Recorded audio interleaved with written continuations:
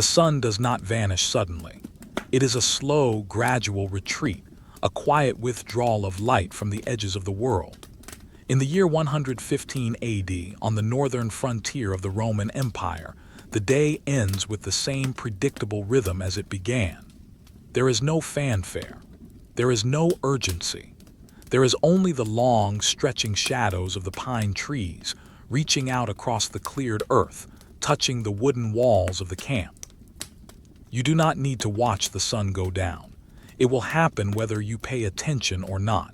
You can let your shoulders drop. You can let your breath slow down. There is nothing for you to do here. There is no battle to fight, no message to deliver, no crisis to solve. We are simply observing the passage of time in a place where time moves very, very slowly. Imagine a vast square cut perfectly into the landscape. This is the castrum, the military camp. From high above, it looks like a diagram drawn in the dirt, precise and geometric. Straight lines, right angles, order. The Romans loved order because order is quiet. Order is predictable, and tonight we are looking for the comfort of that predictability. The air here is cooling down. It has been a warm day, perhaps late summer, and the heat is rising off the ground, leaving behind a crispness that smells of dry grass, upturned soil, and raw timber. It is a grounding smell. It smells of stability. We are standing near the vallum, the rampart wall that surrounds the thousands of men inside. It is not a stone wall, but a mound of earth topped with wooden stakes. It is solid. It is thick. It blocks the wind. If you were to lean against it, you would feel the roughness of the bark and the coolness of the packed dirt. It is a barrier between the wild forest outside and the organized city of tents inside. Inside the walls, the light is changing. The harsh white light of noon has softened into a hazy, golden amber. It touches the tops of the leather tents. There are rows and rows of them. Hundreds of tents aligned perfectly. They look like small gray hills. Let us drift towards one of these tents. It is made of goat leather. The leather has been treated with oil and tallow to keep the rain out, and because of this, it has a distinct heavy scent. It is not an unpleasant smell. It is the smell of shelter. It is the smell of a heavy coat on a winter day. The leather is thick and dull gray in the twilight. There is no noise of shouting here. The drilling for the day is over. The construction work is finished. The soldiers, the legionaries, are in a state of transition. They are moving from the duties of the day to the stillness of the night. Walk with me down the Via Principalis, the main street of the camp. It is a wide, dirt road packed down hard by thousands of hobnailed sandals over many months. The dust has settled. The ground is firm. You might see a soldier sitting on a small wooden stool outside his tent. He is not doing anything important. He is holding a piece of cloth, perhaps a worn tunic, and he is mending a small tear. Watch the needle, in and out, in and out. It is a slow, repetitive motion. He is not in a hurry. The light is fading, so he must work by feeling as much as by sight. He pulls the thread. He smooths the fabric. He pulls the thread again. There is a calmness in his repetition. He does not look up. He is entirely focused on this small, mundane task. It is boring, and that is why it is peaceful. There is no glory in mending a tunic. There is only the simple satisfaction of a task being completed, stitch by single stitch. Listen to the sounds of the camp. They are low and muffled. Somewhere far off, a cart is being unloaded. You can hear the dull thud of a sack of grain being placed on a wooden platform. Thud, and then silence, and then another thud. It is a rhythmic, heavy sound. Closer to us, there is the sound of water. A group of men are washing their cooking pots, the scraping of sand against metal, the splash of water being poured out. It is the sound of domesticity. These men are soldiers, yes, but right now they are just people living their lives. They are scrubbing pots. They are rinsing spoons. They are shaking the water off their hands. The sky is turning a deep, bruised purple now. The golden light is gone, replaced by the blue hour. This is the time when edges become soft. The sharp corners of the tents blur into the shadows. The faces of the men become indistinct. We are interested in how they sleep, but before they sleep, they must prepare. The preparation is part of the rest. It is a ritual of slowing down. Move inside one of the tents. It is called a contubernium. This is the unit of 8 men who live together, eat together, and sleep together. The space is intimate but organized. Duck your head to enter through the leather flap. Inside, it is darker than outside. It takes a moment for your eyes to adjust. The air inside is warmer. It holds the heat of the day and the body heat of the men. It smells of that oiled leather, of wool, of dried herbs, and faintly of wood smoke from the cookfare outside. The floor is not paved. It is the earth. But it is not just raw dirt. It has been attended to. The soldiers have packed the clay down until it is smooth. It is almost like a polished floor, but softer. In this space, there are no beds. There are no wooden frames with legs. There are no mattresses filled with feathers raised off the ground. To a modern eye, the room looks empty. But it is not empty, it is waiting. The Roman soldier sleeps close to the earth. This is the answer to the question, but the answer is complex in its simplicity. They do not view the ground as something dirty to avoid. The ground is their foundation. Watch one of the soldiers, a man named Marcus. He is tired. His movements are heavy. He unbuckles his belt, the Baltius. The leather creaks as he pulls it through the loop. The heavy metal apron, studded with brass, jingles softly, a sound like wind chimes but deeper. He lays the belt down on a wooden chest at the foot of the sleeping area. He places it gently. He respects his equipment. He sits on the ground. He reaches for his sandals, the caligae. These are complex boots, straps of leather that wind up the ankle with thick soles studded with iron nails. He undoes the laces, one by one. There are many laces. It takes time.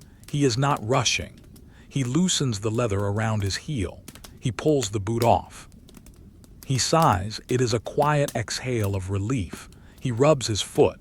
He stretches his toes. Then he starts on the other boot. The light outside is almost gone. Inside the tent, a single oil lamp has been lit. It is a small clay bowl with a wick sitting on a box. The flame is tiny. It does not illuminate the room. It merely pushes the darkness back into the corners. The flame flickers slightly, casting long, dancing shadows against the sloping leather walls of the tent. Watch the flame. It is yellow and orange with a blue center. It is steady. It burns the olive oil slowly, drawing it up through the wick. It is a silent companion. Marcus stands up, barefoot now on the packed earth. He begins to prepare his bed. Since there is no furniture, the bed must be made from the environment. In this camp, which has been here for a few weeks, the soldiers have gathered straw and bracken, dried ferns and tall grasses from the nearby fields. They have piled this dried vegetation along the sides of the tent. It is not a loose pile. It has been woven and compressed into a long, low mat. Over time, the weight of the bodies has pressed it down into a dense layer of insulation. It separates the sleeper from the cold of the ground. Marcus kneels down. He runs his hand over the straw mat. He checks for any sharp twigs or stones that might have worked their way to the surface. He picks out a small piece of bark and tosses it aside. He smooths the straw. Then he reaches for his sagum. The sagum is his cloak. It is perhaps the most important possession he has for his comfort. It is made of heavy, coarse wool. It contains the natural lanolin oil of the sheep, which makes it water-resistant and windproof. It is dyed a deep reddish brown. It is heavy. When you hold it, you feel the weight of the weave. During the day, draped over his shoulders, it protects him from the rain and the sun. At night, it becomes his mattress and his blanket. He unfolds the cloak. He spreads it out over the straw. He takes care to flatten the wrinkles. He wants a smooth surface. The wool is scratchy to the touch, but it is warm. It holds heat incredibly well. He sits down on the wool. He tests it. He shifts his weight. Other men in the tent are doing the same. There is very little conversation. Maybe a murmur, a few words about the food, or a comment about the weather for tomorrow. But mostly, there is a comfortable silence. These men know each other so well they do not need to speak to fill the air. They are comfortable in the quiet. One man is already lying down. He has wrapped himself in his own cloak, curled on his side, his arm under his head. His breathing is already deepening. You can relax now. You are safe in this tent. The walls are thick. The camp is guarded.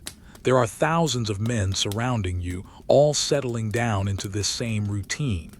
You are part of a massive, sleeping organism. Let's step back outside for a moment, leaving Marcus to arrange his wool cloak. The sky is now fully dark. The stars are appearing. In 115 AD, there is no light pollution. The sky is a crowded, glowing canopy of diamond dust. The Milky Way is a bright, cloudy band stretching from one horizon to the other. It is immensely deep. If you look up, you can see the constellation slowly rotating around the pole star, the Great Bear, the Hunter. They are the same stars we see today, but here they seem closer. They seem to watch over the camp. The air has grown cold. You can see your breath in faint puffs of white mist. The smell of the wood smoke is stronger now as the fires burn down to embers. Walk slowly towards the granary, the Horium. It is a large wooden building raised off the ground on stone pillars to keep the grain dry and away from mice. The space underneath the floor is dark and quiet. A stray dog, a camp mongrel, trots silently past you. It does not bark. It is on its own patrol, sniffing the ground, looking for scraps. It stops, looks at you with amber eyes, and then trots on, its paws making no sound on the soft dirt. The camp is entering a state of hibernation. The sounds have changed. The heavy thuds of work are gone. Now the sounds are organic. The rustle of wind in the nearby pine trees, the snap of a twig, the distant hoot of an owl in the forest beyond the walls, the rhythmic clink-clink-clink of a sentry walking his beat on the ramparts, his armor shifting slightly with each step. It is a hypnotic rhythm, step, clink, step, clink. You do not need to worry about the sentry. He is awake so you can sleep. He is watching the darkness so you don't have to. His presence is a guarantee of safety. Go back to the tent line. The rows of leather tents are now dark shapes against the slightly lighter ground. The oil lamps inside are being extinguished one by one. The faint glow leaking through the tent flaps flickers and dies out. Darkness is reclaiming the camp. It is a heavy, velvet darkness. It feels like a blanket being pulled up over the world. Imagine the texture of the wool cloak again. The sagum, rough, warm, encompassing. Imagine the smell of the straw beneath it, earthy, dry, sweet. Imagine the feeling of the hard ground softened by the straw supporting your back. It is not soft like a modern feather bed. It is firm. It straightens the spine. It aligns the body. The Roman soldier does not sink into his bed. He rests upon it. There is a simplicity to this sleep. There are no pillows. A soldier might bundle up his spare tunic to place under his head, or he might use his leather marching bag. It is minimal. It is sufficient. In the contubernium, Marcus blows out the lamp. The wick glows red for a second, a tiny eye in the dark, and then fades to gray. A thin trail of smoke rises, smelling of burnt olive oil. Now there is only the sound of breathing. 8 men. Inhale, exhale, inhale, exhale. The breathing is not synchronized, but it creates a collective ocean of sound, a soft rising and falling. Outside, the wind picks up slightly. It brushes against the leather skins of the tent. Flap, flap, rub. The leather groans softly. It is a comforting sound. It means the shelter is holding. It means the wind is outside and you are inside. You are warm. You are still. The day is done. The history books will not record this night. They will write about the battles and the marches and the emperors. They will not write about Marcus sleeping on his cloak. They will not write about the smell of the straw or the flickering of the lamp. But this is the reality. This is the truth of the empire. Millions of nights just like this one. Quiet, dark, boring. Safe. The ground is solid beneath you. The earth is ancient. It has held the weight of these men for centuries, and it holds you now. Let your mind wander along the straight lines of the camp. North to south, east to west, the perfect grid. Follow the lines in your mind. They are straight. They are unbroken. They go on and on. There is nothing to figure out. There is no puzzle, just the lines, and the dark, and the slow, steady breathing of the legion. The night has fully settled now. The transition is complete. The colors of the day, the green of the grass, the red of the tunics, the brown of the leather, have all been washed away. The world is now composed of shades of silver, charcoal, and black. We are outside the tents again. The air is crisp and still. It is the kind of stillness that feels heavy, like a blanket made of air. The camp is a grid of shadows. While thousands of men lie on their straw mats, wrapped in their wool cloaks, breathing in the slow rhythm of sleep, there are others who must remain awake. The Roman night is not one long, unbroken block of time. It is divided. It is measured. The night is cut into 4 watches called vigiliae, 4 blocks of time, 4 shifts of duty. We are currently in the first watch. It is the time before midnight. The moon has risen above the tree line. It is a waxing gibbous moon, not quite full, but bright enough to cast long, sharp shadows across the dirt streets of the camp. Let us float upwards just a little to the top of the rampart, the vallum. Here, standing on the walkway made of packed earth and timber logs, stands a sentry. His name is Lucius. He is young, perhaps 20 years old. He is not moving. From a distance, he looks like a statue carved from stone and metal. But if you get closer, you can see the small signs of life. You can see the plume of white mist that appears every time he exhales. In, out. The mist appears, swirls for a moment in the moonlight, and then vanishes. He is wearing his heavy cloak, the pinula, which has a hood. The hood is pulled up over his helmet. It creates a deep shadow over his face. You cannot see his eyes, but you know they are open. He is looking out at the forest. The forest is a wall of black trees. It is motionless. There is no wind right now. The branches are still. The leaves are frozen in place. Lucius is not looking for anything specific. He is simply watching the emptiness. He holds his shield, the scutum, resting on the ground by his left leg. It is a large, curved rectangle of wood, covered in canvas and leather, edged with brass. It is heavy. He leans slightly against it, letting the wood take some of the weight of his body. In his right hand, he holds his spear, the pilum. The wooden shaft is smooth from use. The iron tip glints faintly in the moonlight. He holds it loosely. There is no danger. There is only the long wait. Shift your attention to his feet. He is wearing thick wool socks inside his leather sandals. The hobnails on the soles of his boots press into the wood of the rampart walkway. Occasionally, very slowly, he shifts his weight. Creak. The leather of his armor makes a tiny sound. Crunch. The wood beneath his feet settles, and then silence returns. It is boring work. It is the definition of boredom, standing, waiting, watching nothing happen. But in this boredom there is a profound peace. There are no decisions to make. He has his orders: stand here, watch until the horn blows. Let us move away from the wall, drifting back towards the center of the camp, to the Principia, the headquarters building. Here, under a small sheltered colonnade, another group of soldiers is awake. But they are not watching the forest. They are watching time itself. The Romans needed to know exactly when to change the guard. They did not have mechanical clocks with gears and springs ticking away on their wrists.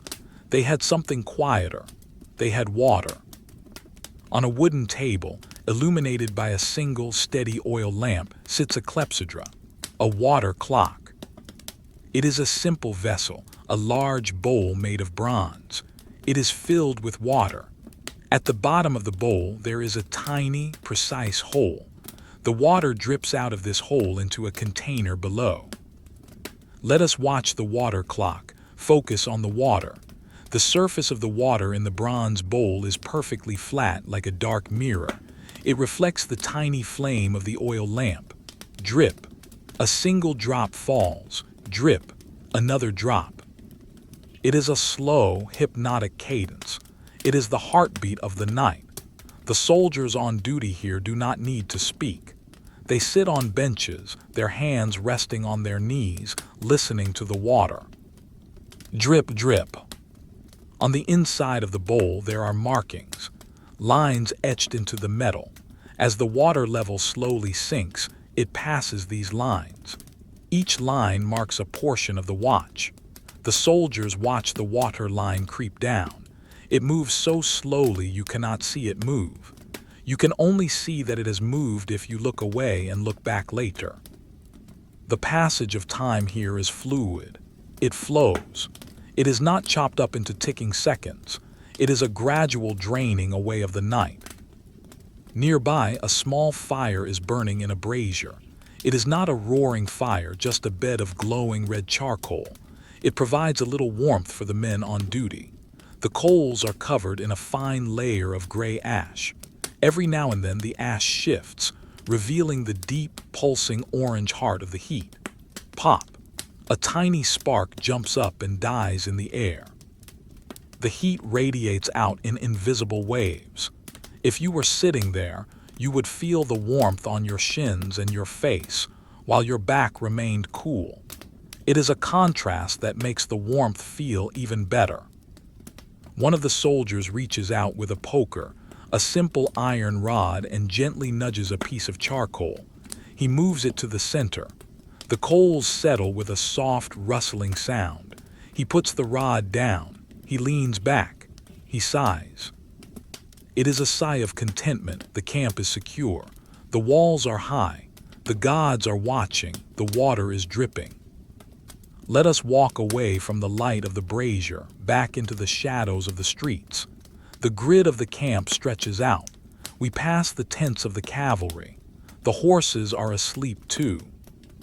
But horses are never truly silent. From the corrals you can hear the soft sounds of large animals at rest. A hoof stamps on the ground. Thump. A tail swishes against a flank. Swish. A low, blowing breath through wide nostrils. Hooah. The smell here is different. It smells of hay and horses and leather tack. It is a warm, organic smell. It is the smell of life. The horses are standing, dozing. Their heads are low. Occasionally one shifts and the metal ring on a halter clinks against a wooden post. Clink. Then silence. The Roman camp is a machine that rests. It powers down. The energy that drove the legions to march 20 miles this day has dissipated. It has gone into the ground. Now there is only recovery. Look up at the sky again. The moon has moved. It is slightly higher now. The shadows of the tents have shifted, rotating slowly like the hands of a giant clock. The universe is turning above us, vast and silent and uncaring. We are small. The camp is small. The empire is small compared to this sky, and that is a comforting thought. We do not need to carry the weight of the world. We only need to sleep. Let us return to the contubernium, the tent where Marcus lies. We glide through the leather flap again like a ghost. The air is thick with sleep. The oil lamp is long out. The darkness is total, but your ears can see for you. Listen to the breathing. It has a texture. Some breaths are shallow and whistling. Some are deep and rumbling. One soldier shifts in his sleep. The straw mat beneath him crunches softly. The wool cloak slides against the straw. Rustle, crunch. He murmurs something unintelligible, a dream word. Then he settles back into the rhythm. The ground they sleep on is hard, but their bodies are accustomed to it. They have marched for years. Their muscles are dense. Their skin is weathered. They do not need softness. They need stillness. And they have it. Imagine lying there with them. You are wrapped in the thick, scratchy wool. You can feel the texture of the weave against your cheek. You can feel the warmth trapped inside the cocoon of the cloak. Your feet, which were tired from the march, are now warm. The heaviness of the day is sinking out of your limbs, draining into the earth beneath you. There is nothing to do until the trumpet sounds at dawn, and dawn is hours away. Years away, it feels like. For now, there is only the dark. Outside, the sentry Lucius turns his head. He looks to the left. He looks to the right. Nothing. The forest is empty. The night is empty. He adjusts his grip on the spear. He feels the cold wood. It grounds him. Back at the water clock, the level has dropped another inch. Drip, drip, drip. The drop falls, ripples the surface, and vanishes. It is gone. The moment is gone. Another moment comes. Drip. This is the sound of the Roman Empire sleeping. It is not the sound of swords clashing.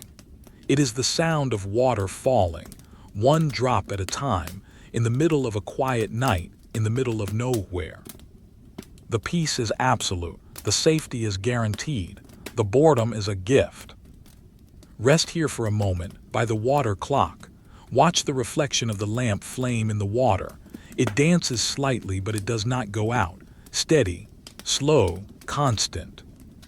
The night stretches out before us, a long, flat road of quiet. We have nowhere to be. We have nothing to achieve. We are just watching the water fall. The water in the bronze bowl has dropped past the first major line.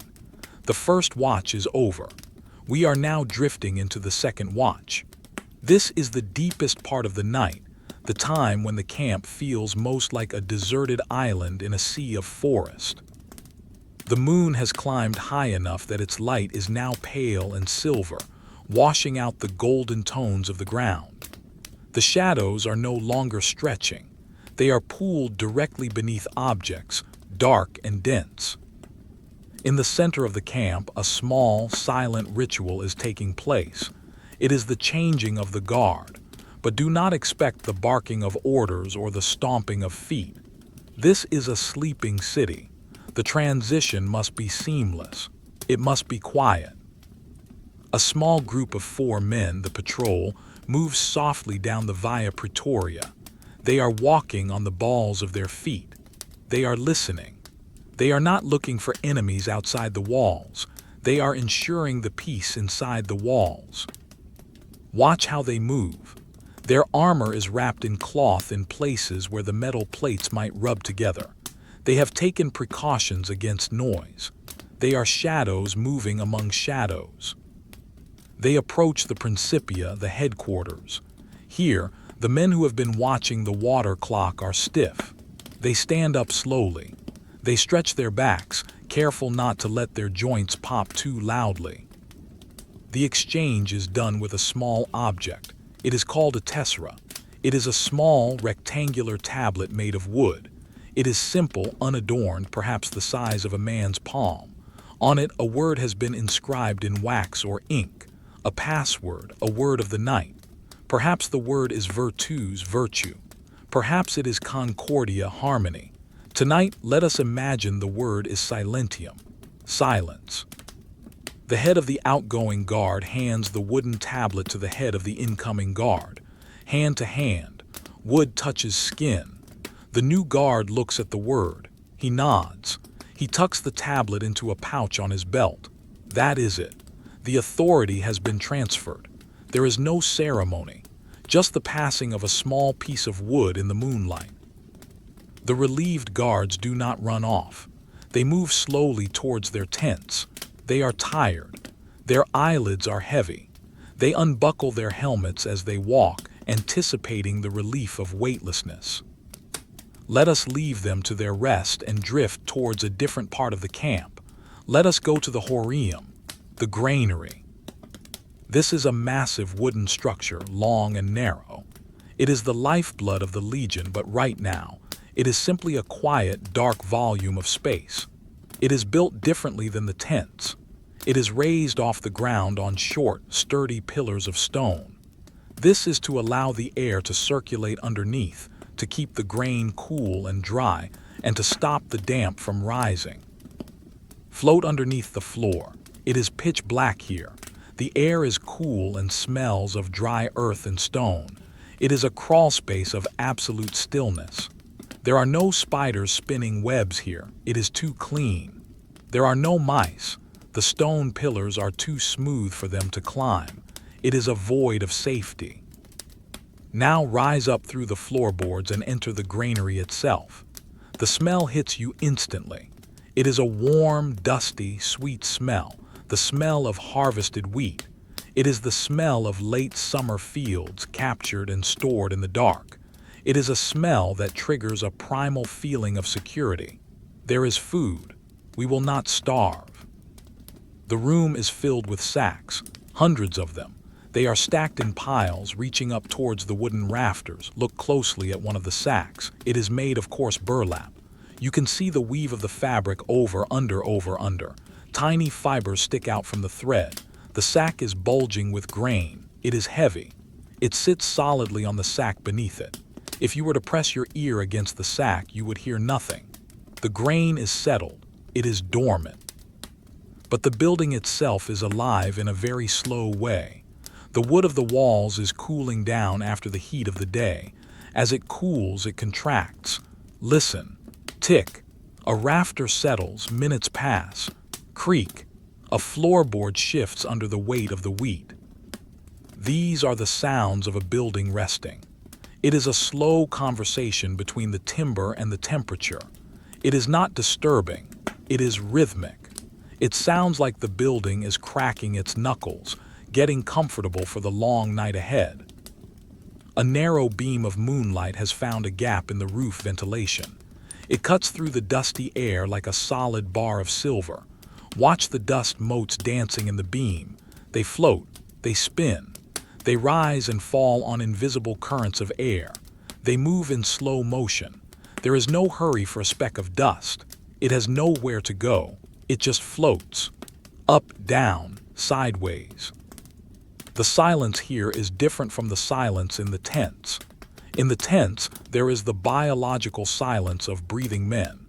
Here, in the granary, it is the dry, inanimate silence of stored energy. It is a deep, agricultural peace. Let us move back outside into the open air. The temperature has dropped another degree. A fine dew is beginning to form on the roofs of the tents. If you were to touch the leather of a tent now, it would feel slick and cold. The moisture is gathering, bead by tiny bead. Eventually, the beads will become heavy enough to roll down the slope of the leather. But not yet. Now, they just sit there, shimmering in the moonlight like a dusting of diamond powder. We drift past the Via Sagularis, the perimeter road that runs just inside the rampart walls. Here, we find a soldier who is not asleep, but he is not on guard duty either. He is awake because he cannot sleep. His name is Valerius. He is sitting on the ground, leaning his back against a wooden wagon wheel. He is wrapped in his sagum, his heavy cloak. He looks like a bundle of wool. Only his face is visible. He is not distressed. He is not anxious. He is simply awake. Sometimes the body just wakes up. He is looking at the sky. He is tracing the line of the Milky Way. He is chewing on a stalk of grass. Move close to him. You can hear the tiny sound of the dry grass breaking as he chews. Snap. He shifts his legs. The gravel beneath him crunches softly. He is enjoying the solitude. In a tent with 7 other men, there is no privacy. Here, under the wheel of the supply wagon, he is alone. He takes a deep breath of the cold air. It fills his lungs. It wakes him up and calms him down at the same time. He looks at his hands. In the moonlight, his skin looks gray. He turns his hand over. He looks at his palm. He traces a callus on his thumb. It is a moment of pure existence. He is just a man, sitting by a wheel in the middle of the night. Nearby, the oxen that pull the wagons are sleeping. Oxen are massive creatures, mountains of muscle and bone. They are lying down in their paddock. They look like boulders rising from the earth. Listen to an ox breathe. It is a deep, hollow sound, a slow expulsion of air that rattles slightly in the massive chest. Hoo-gr-r-r-r. It is a sound of immense power at rest. The ox chews its cud even in its semi-sleep. A rhythmic grinding of the jaw, grind, grind, grind. It is a slow, circular motion. The smell around the oxen is strong but natural. Manure, musk, and trampled grass. It is an earthy scent. It grounds you. It reminds you that we are animals too, just sleeping on the dirt under the stars. Valerius, the soldier by the wagon, pulls his cloak tighter. He is getting sleepy again. The cold is seeping into his bones, making him want the warmth of the tent. He stands up, his knees crack. He stretches his arms overhead, a silent silhouette against the stars. He drops the stalk of grass. He walks back towards his tent. His footsteps are slow. He is dragging his heels slightly. Scuff, scuff, scuff. He reaches his tent flap. He lifts it. The warm air from inside rushes out to meet him, a puff of heat smelling of sleeping men. He crawls inside. He finds his spot on the straw mat. He lies down. He pulls the wool over his shoulder. He wiggles his hips to settle into the straw. He closes his eyes. Within moments, his breathing syncs with the others. He is gone. Now the camp is even quieter. The one wakeful soul has returned to the fold. The wind shifts. It comes from the north now, from over the mountains. It carries the scent of pine resin and snow, even though it is summer. It is a clean, sharp scent. It rushes through the streets of the camp. It whistles softly as it passes through the gaps in the wooden palisade. Woo! It ripples the mane of a sleeping horse. It gently shakes the leaves of a lone oak tree that was left standing near the commander's tent. Rustle. S-H-H-H, rustle. The camp is a cradle. The earth is the bed. The sky is the roof. The wind is the lullaby. There is a profound lack of urgency. The empire is vast, and this camp is just a tiny speck within it. Nothing happening here matters to the Senate in Rome. Nothing happening here matters to the traders in Egypt. It just is. It is a suspended moment of time. Let's focus on the ground itself, the soil. It is packed hard, it is cool, it is supportive. Imagine lying face down on the earth. You can smell the minerals, the iron in the dirt. You can feel the microscopic roughness of the sand grains. You can feel the solid, unmoving mass of the planet. It does not shake. It does not vibrate. It holds you up. You do not need a mattress. You do not need a pillow. You only need this stability. The Roman soldier trusts the ground. He marches on it all day. He digs into it to build the camp. And now he trusts it to hold him while he sleeps. It is a partnership between the man and the land. Deep in the second watch, the stillness becomes almost liquid. It flows into the ears. It fills the mind. The thoughts that might have been racing earlier, thoughts of home, thoughts of dinner, thoughts of sore feet, have all dissolved. There is only the blank slate of sleep. The water clock continues its work. Drip. The level falls. Time is passing, but it doesn't feel like it. It feels like we are floating in a timeless void, just the dark, just the quiet, just the peace. The night has reached its midpoint. We are arriving at the hinge of the darkness. The Romans called this the tertia vigilia, the third watch. It begins at midnight, the moment when the day is furthest away, buried deep beneath the earth. The moon has crossed the meridian. It is now starting its slow descent towards the western horizon. The light has shifted again. It is steeper now, cutting deeper valleys of shadow between the rows of tents. The camp is not just a place for men. It is a place for metal. The Roman legion is a machine of iron and bronze, and like the men, the metal must rest. Let us drift towards the fabrici, the workshops. Even in a temporary camp, there is a designated space for repairs. During the day, this area rings with the deafening sound of hammers striking anvils, the hiss of steam, and the roar of bellows. But now it is the quietest place in the world. Walk into the open-sided shelter. The roof is thatched with reeds held up by rough-hewn timber posts. The ground here is black. It is stained with the charcoal dust of 1,000 fires. It smells of cold ash. It is a dry, acrid scent, but faint. It is the smell of a fire that has long since given up its ghost. In the center of the space stands the anvil. Look at it. It is a massive block of iron shaped and hardened. It sits on a heavy stump of oak wood. During the day, it is hot to the touch. It vibrates with energy. Tonight, it is a cold, dead weight. Place your hand on the surface of the anvil in your mind. It is smooth, polished by the impact of hammers. It is freezing. The iron draws the heat out of the air. It is darker than the night around it. It pulls the shadows in. There is a profound stillness to a resting anvil. It is an object of pure potential, currently doing absolutely nothing. It is waiting. It has nowhere to be. It is anchored to the earth by its own immense weight. Next to the anvil is the cooling trough, a wooden barrel filled with water. The water is black and murky with iron scale. Float above it. Look down. The water is perfectly still. There is not a single ripple. Deep inside the black water, pieces of metal are sleeping. Maybe a discarded nail, maybe a broken buckle. They lie in the silt at the bottom, wrapped in the cold, dark liquid. They are slowly rusting. It is a chemical process so slow it cannot be seen, but it is happening. Oxidation. Quiet. Slow, inevitable. On the wooden walls of the workshop, tools hang on pegs. Rows of hammers, big sledges, small peening hammers, tongs with long black jaws. They hang in order of size. They hang vertically. Gravity pulls them down, keeping them straight. They look like sleeping bats. The wooden handles are stained dark with sweat and oil from the hands of the smiths. But now the handles are dry. The wood is cool. The grain of the wood runs straight and true. Ash wood, strong, flexible, silent. There is no wind in this shelter. The air is stagnant and cold. It preserves the silence. If you were to drop a pin here, it would sound like a thunderclap, but nothing falls, nothing moves.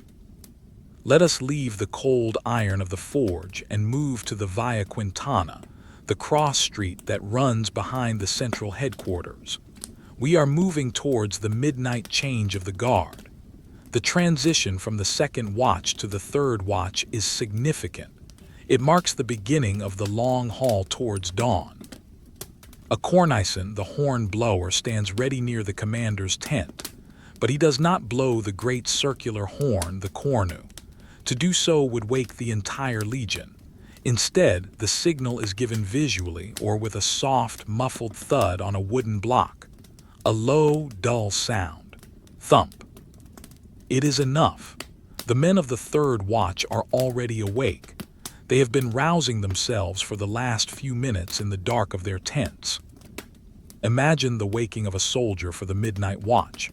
His name is Sextus. He wakes before the signal. His internal clock, tuned by years of discipline, alerts him.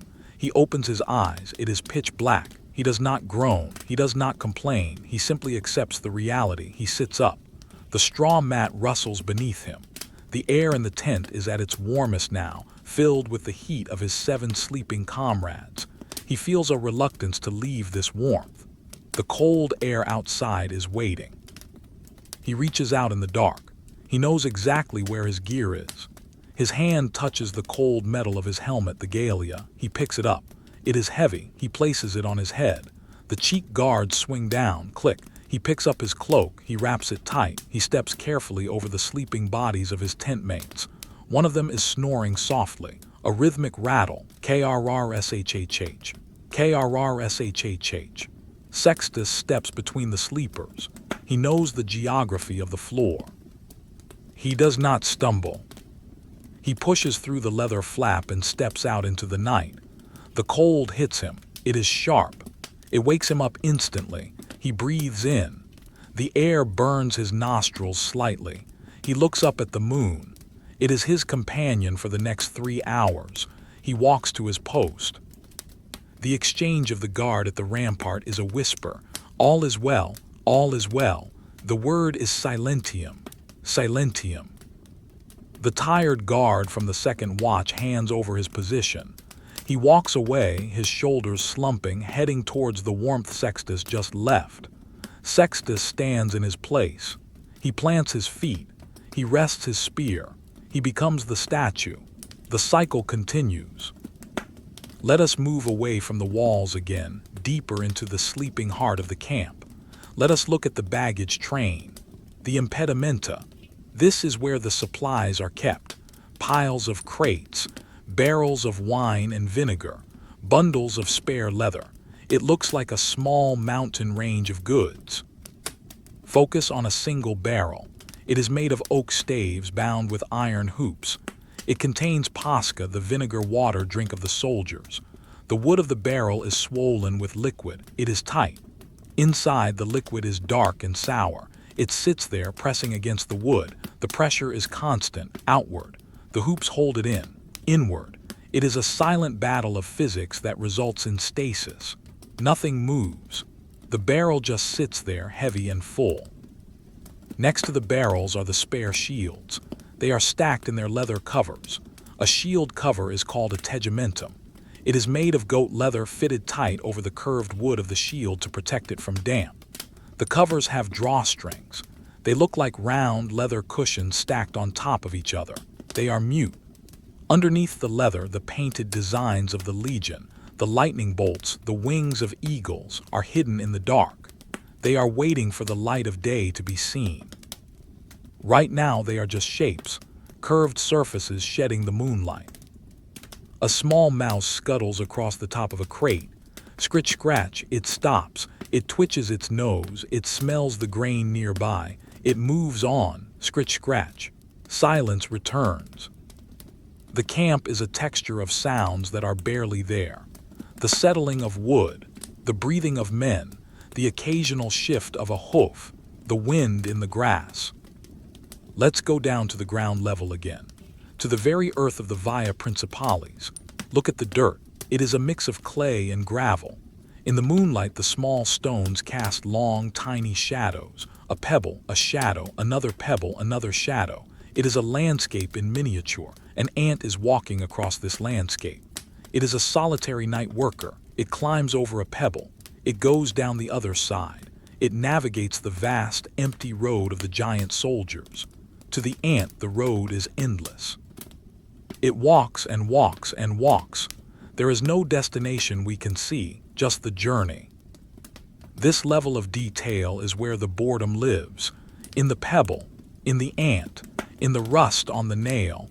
It is the boredom of existence, the simple fact that things are. The Roman Empire was built on this boredom. For every hour of battle, there were 10,000 hours of sleeping, standing, walking, and waiting. This night is one of those 10,000 nights. Sextus on the wall shifts his weight from his left foot to his right foot. His leather sandal creaks. He blinks.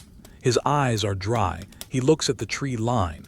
He counts the trees to keep his mind focused. 1 pine, 2 pines, 3 pines, a birch tree, 4 pines. He loses count. He starts again. 1 pine, 2 pines. The repetition is soothing. It is a mantra. It pushes away thoughts of the future. It pushes away anxiety. There is only the tree line, there is only the count. Back in the tent, the space Sextus left is slowly cooling, but the warmth of the other men will soon fill it. The soldier who just came off duty, the one Sextus replaced, enters the tent. He is cold. He strips off his armor quickly but quietly. He lays the metal down, he unlaces his boots. His fingers are stiff with cold, so he fumbles with the leather thongs. He pulls the boots off. He crawls into the empty spot on the straw. It is still slightly warm from Sextus's body. He sighs. A long, shuddering breath of gratitude. He pulls his cloak over his head. He curls up. He rubs his cold feet against the wool. Within minutes, the cold of the watch is forgotten. The heat returns. The darkness wraps around him. He joins the collective breathing of the contubernium. Inhale, exhale. The rhythm is restored. The unit is complete again, just with different parts in different places. The water clock in the headquarters drips on. Drip. The level passes a new mark. Midnight is deepening. The night is thick and viscous. It flows like honey, slow and dark. We are suspended in amber. Nothing can hurt us here. The history books are closed. The maps are rolled up. The swords are sheathed. There is only the sleep, and the straw, and the stone, and the stars. The night deepens. We are now well into the tertia vigilia, the third watch. This is the hour when the world feels most heavy. The momentum of the day has completely vanished, and the anticipation of the dawn has not yet begun. We are in the trough of the wave, a place of absolute stillness. Let us drift away from the infantry tents, away from the hard, packed dirt of the main streets, and move towards the section of the camp designated for the cavalry, the terma. The atmosphere here is different. It is warmer. It is more organic. There are fewer straight lines here and more large, soft shapes in the darkness. These are the horses. The Roman war horse is not a giant beast like a medieval charger. It is a compact, muscular animal, a creature of stamina. And right now, the creatures are resting. Walk among them. There is a unique silence in a stable line at night. It is not empty silence. It is a silence filled with the presence of life. Most of the horses are sleeping standing up. Nature has designed them with a locking mechanism in their legs, a system of tendons and ligaments that allows them to lock their knees and relax their muscles without falling. They are statues of flesh and bone. They do not sway. They do not stumble. They simply exist, rooted to the ground. Stand next to a bay stallion. His coat is dark, almost black in the night, merging with the shadows. He is motionless except for his ears. Even in sleep, his ears swivel slowly. Left, right, back. They are radar dishes scanning the night for danger so his body can rest. Watch the ear turn. It is a slow, smooth rotation. There is no danger. The ear stops. It relaxes. The smell here is rich. It is the scent of crushed oats, of timothy grass, of dry hay, and the sweet, musk-like scent of horse sweat that has dried on the coat. It is a comforting smell. It is the smell of the countryside. It triggers a feeling of safety, of being surrounded by the herd. Listen to the breathing. A horse has massive lungs. Woo-wash, a long, deep inhale. The ribcage expands. You can see the dark shadow of the belly swell out. Hoo, the exhale. It is slow and warm. If you were to hold your hand near the horse's nostrils, you would feel a steady, warm jet of air. It is moist. It is rhythmic. There are over 100 horses in this section of the camp. Imagine 100 deep breaths happening all around you. It creates a low-frequency hum in the air, a vibration of peace. They are all safe. They are all fed. They are all resting. Near the horses, the cavalrymen sleep. These men, the equites, have a different relationship with their equipment. They do not just care for a shield and a sword, they care for a living being. Because of this, they often sleep closer to the animals. Some sleep in tents just behind the picket lines. But tonight, the air is still and the sky is clear. One soldier has chosen to sleep just outside his tent on a pile of surplus hay. Look at him, he has made a nest. The hay is piled thick. It is softer than the straw mats of the infantry. It conforms to the shape of his body. He has thrown his sagum cloak over the hay. He lies on his back looking up at the stars through the gap in the stable roof. But his eyes are closed now. His hand is resting on the ground just inches from the hoof of his horse. He knows the horse will not step on him. There is a trust there, a bond forged in miles of marching. The horse lowers its head. It sniffs the sleeping man's hair. Sniff, sniff. The velvet nose brushes the soldier's shoulder. The soldier does not wake. He stirs slightly, comforted by the touch. The horse lifts its head again and goes back to its silent vigil.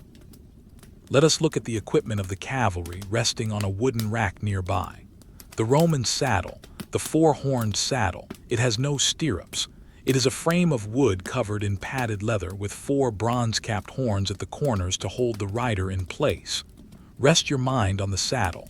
The leather is worn smooth and dark from years of riding. It has been rubbed with tallow to keep it supple. In the cold night air, the leather is stiffening slightly. It sits on the rack, looking like a strange, abstract sculpture. The brass decorations on the harness, the fallery, catch the moonlight. They are discs of polished metal. In the dark, they look like dim, unblinking eyes. They are cold to the touch. Condensation is forming on the metal, a thin film of moisture that dulls the shine. Everything is slowing down. The molecular vibration of the camp is at its lowest point. Drift away from the horses now, towards the edge of the camp where the grass has been cleared. The ground here is bare earth, but nature is persistent. In the corner near the base of the rampart wall, a spider is working. It is a small garden spider. It does not know about Rome. It does not know about the emperor. It only knows about the web. Watch the spider weave. It is building a new web for the morning. It moves with mechanical precision. It drops a line of silk, thin, invisible, strong. It swings to the next anchor point. It pulls the line tight, tension. It moves back to the center. It spins the spiral, round and round, inwards to outwards. The motion is hypnotic, leg over leg, thread after thread. The spider is not rushing. It has the whole night. The web is a perfect geometric shape, a spiral galaxy made of silk. It catches the moonlight. It vibrates slightly in the gentle draft of air. The spider stops. It rests in the center of its creation, waiting, still, patient. The boredom of the spider is the same as the boredom of the soldier. It is the waiting for the necessary moment. Until then, there is only the stillness. Let us return to the ground. The dew is heavier now. The grass outside the tents is wet. If you walked through it, your sandals would be soaked. The moisture is reclaiming the dust. The dust that was kicked up by thousands of feet during the day is now settled, trapped by the dampness. The air is clear. It is pure. Breathe it in. It tastes of water and night. We move back to the Via di Cumana, the rear gate road. It is wide and empty. The shadows of the tents are long blocks of blackness. Between the tents, in the narrow alleyways, the darkness is absolute. You cannot see your hand in front of your face there, but you can feel the presence of the sleepers. The Roman camp is a grid of dreams. Thousands of men are dreaming. Some dream of their farms in Italy, olive groves, the sound of cicadas, the heat of the southern sun. Some dream of wine. Some dream of nothing at all, just a gray, fuzzy void of rest. These dreams float above the camp like invisible smoke. Let us focus on the texture of the tent leather again. Goat skin. It is tough. It is scarred. Run your hand over it in your imagination. It is bumpy. It has wrinkles. It is cold and damp on the outside. But if you press your hand against it, you can feel the faint warmth from inside. The heat of life is trapped within. The tent pegs are driven deep into the ground. Wooden stakes. They hold the tension of the ropes. The ropes are made of hemp, rough, twisted, they are taut, tight, they hum slightly in the breeze, they are holding the shelter down against the earth.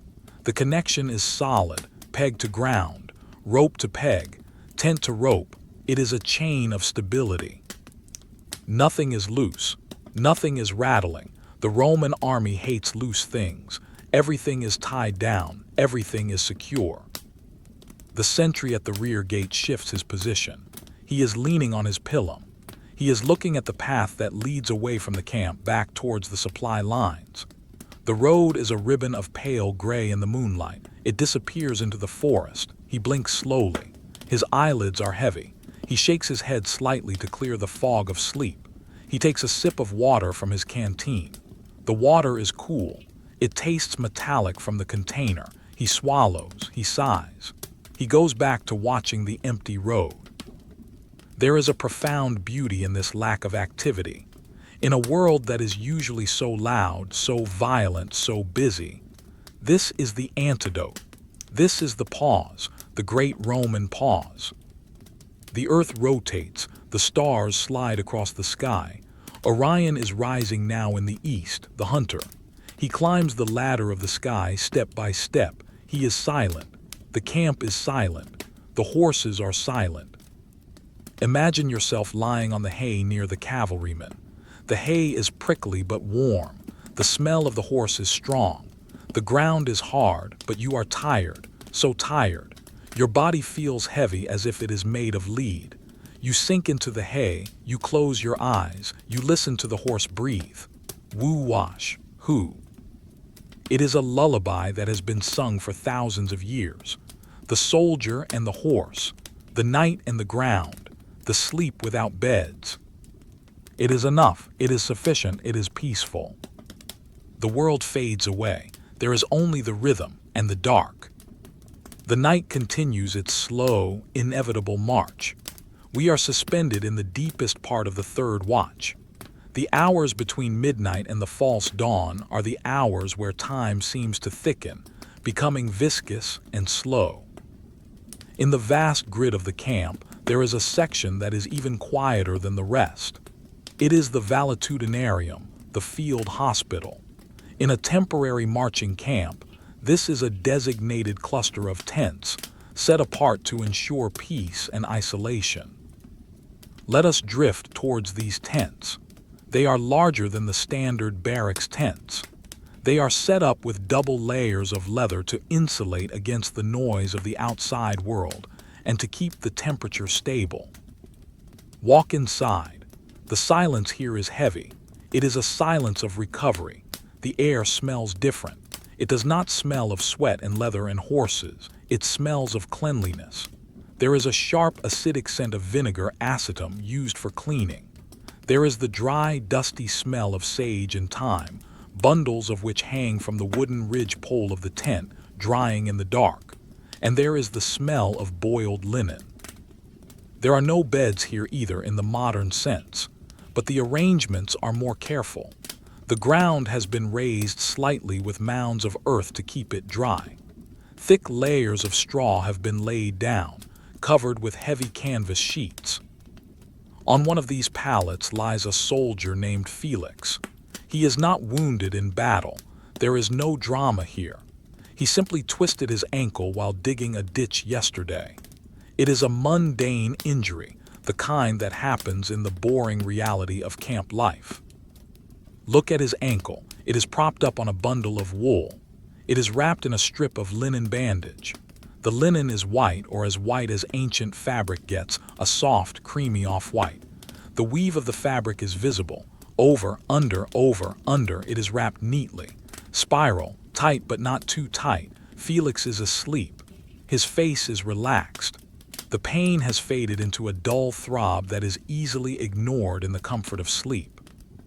Sitting on a stool nearby is the capsarius, the medical orderly. He is awake, but only just. He is sitting with his elbows on his knees, staring at the floor. On a small wooden table next to him, his tools are laid out. Let us look at the tools. They are made of bronze. There is a probe, a small spoon for measuring ointments, a pair of smooth forceps. They are clean. They have been scrubbed with sand and rinsed with vinegar. In the dim light of a shielded lantern, the bronze glows with a dull, reddish-gold hue. They are cold metal objects. They are still. They cast long, distorted shadows across the table. The orderly reaches out and touches the spoon. He spins it idly on the wood. Whir. It spins. Whir. It slows down. It stops. The motion was the only thing happening in the room. Now it is gone. He picks up a small jar of ceramic. It contains a salve made of honey and fat. He checks the lid. It is tight. He puts it back down. Click. The ceramic sound is swallowed by the canvas walls. The atmosphere in the hospital tent is one of suspended animation. The bodies here are knitting themselves back together. Cells are dividing. Bruises are fading. Muscles are relaxing. It is a microscopic process of healing that happens in the dark without anyone watching. Listen to the sound of the wind outside the double walls. It is muffled. It sounds far away. Woo mmmph. The outer tent flap flutters, but the inner flap remains still. The air inside is still. It feels like a cave. A safe, warm, dry cave. Let us leave Felix to his healing sleep and move back out into the open air. The cold is refreshing after the stuffy warmth of the hospital. We drift now towards the culina, the cooking areas. In a Roman camp, the cooking happens in designated spaces, usually near the ramparts to keep the smoke away from the center. The fires have been out for hours, but fire leaves a memory. Look at the ovens. They are simple constructions, holes dug into the bank of the rampart lined with stone and clay. During the day, they were roaring with heat, baking the hard tack bread, the buxalatum. Now they are dark mouths in the earth. Move close to one of the ovens. Put your hand near the clay wall. It is still faintly warm. The stone holds the heat for a long time. It is a gentle, dying warmth. It radiates out into the cold night air. If you were a small animal, a field mouse or a lizard, you might curl up here to borrow that fading heat. The ground around the ovens is covered in ash. Gray, powdery wood ash. It covers the dirt like a light snowfall. A slight breeze disturbs the surface of the ash. A tiny puff of gray dust rises, swirls, and settles again. It is weightless. It is silent. There are cooking pots stacked nearby. Large bronze cauldrons. They have been scrubbed clean with sand. They are upside down to dry. Look at the bottom of a cauldron. It is black with soot from the fire. The soot is thick and velvety. It absorbs the light. The bronze handle is cold and hard. Next to the pots there is a pile of firewood, logs of pine and oak. They are stacked neatly. The Romans stack everything neatly. The rough bark of the wood catches the moonlight. You can see the cut ends of the logs, the rings of the tree. Count the rings, 10, 20, 30 years of growth. Now the wood sits here waiting to be burned tomorrow. But tonight it is just wood. It is heavy. It is solid. It smells of resin. A drop of sap has oozed out of a cut pine log. It is amber-colored. It is sticky. It glimmers in the dark. It has hardened in the cold air. It is a tiny jewel of the forest resting in the middle of a military machine. Walk away from the ovens, down the intervallum, the clear space between the tents and the wall. The ground here is shadowed by the rampart. It is the darkest part of the camp. You are walking in the blind spot of the moon. You come across a stack of pila muralia, the mural stakes. These are heavy wooden stakes sharpened at both ends used to create barriers. They are tied in bundles of 3. They look like sleeping porcupines made of wood. They are aggressive objects designed for defense, but lying on the ground they are harmless. They are just geometry, wood, sharp angles, shadows. The texture of the wood is rough, splintery. If you ran your hand along it, you would feel the grain. It is dry. It is seasoned oak. It creates a smell of dry timber that lingers in this part of the camp. Let us return to the main troop lines. We pass the tent of the centurion. It is larger than the others. It stands at the end of the row. Inside, the centurion sleeps on a folding cot. He has a bit more luxury than the common soldier, but not much. The canvas of his cot is stretched tight, creak. He turns over. The wood of the cot frame groans under his weight. He is a heavy man built of muscle and scars. He sleeps deeply. His sword is hanging on the tent pole. The scabbard is wood covered in leather. The handle is bone. It hangs perfectly vertical. It is a pendulum that has stopped swinging. Outside the centurion's tent, his standard bearer's equipment is leaning against a rack. The signum, the standard of the century. It is a tall pole adorned with metal discs and a spear point on top, covered in a leather case for the night. It looks like a tall, hooded figure standing guard, but it is just wood and metal. It is the soul of the unit, currently asleep. The wind picks up again. It rustles the dry grass that has been used to thatch the roof of a temporary shelter. Shhhshhshhshhh. It sounds like someone whispering hush. The camp obeys. It remains hushed. High above, a cloud drifts across the moon. Watch the shadow of the cloud move across the camp. It starts at the north wall. It slides over the granary.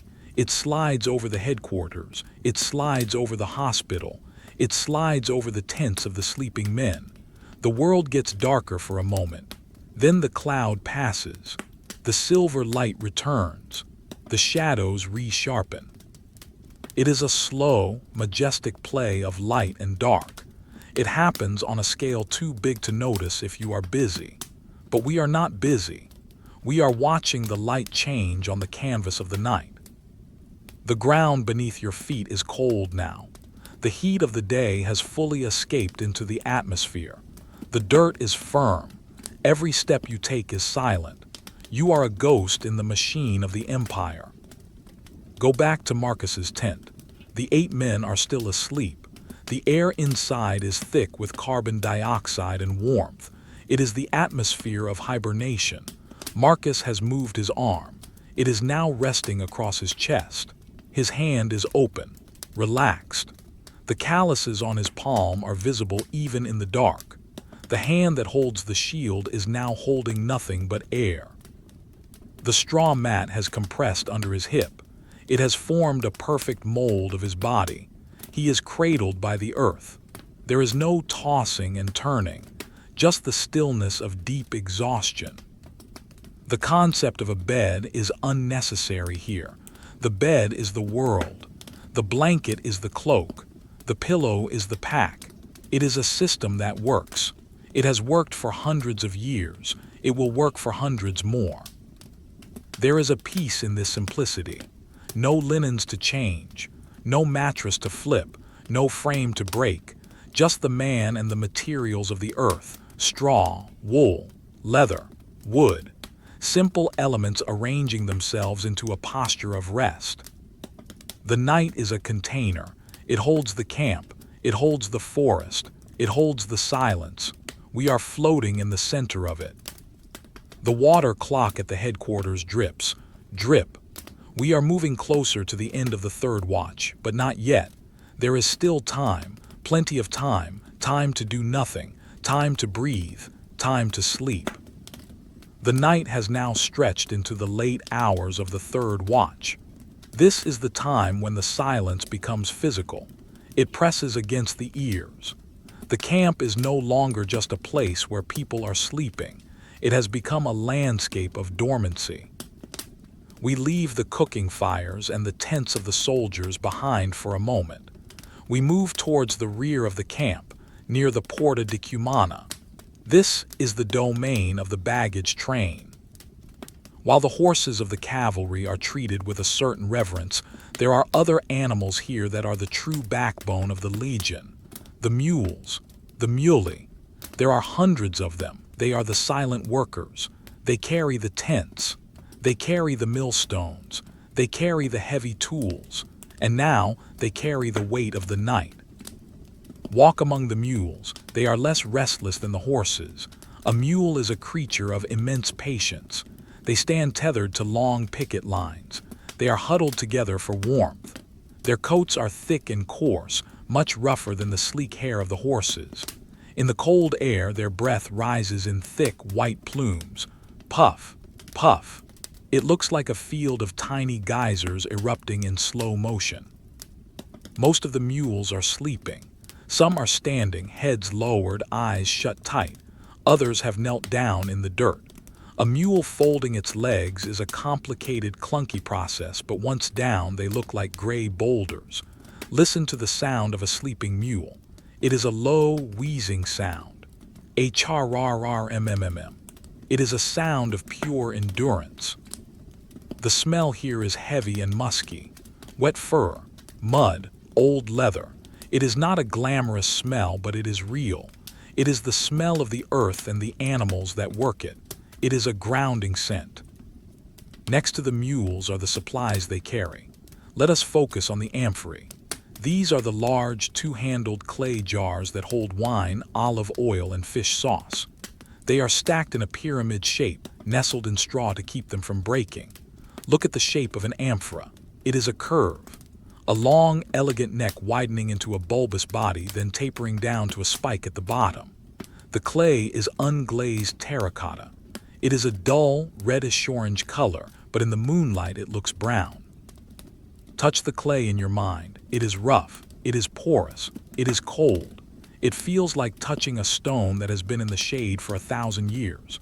Inside the jars, the liquid is heavy. Olive oil, thick, golden, viscous. It sits there in the dark. It does not slosh. It does not bubble. It just sits. The weight of the oil presses against the clay walls. The stopper is made of cork sealed with pitch, black pine resin. The seal is airtight. Nothing gets in. Nothing gets out.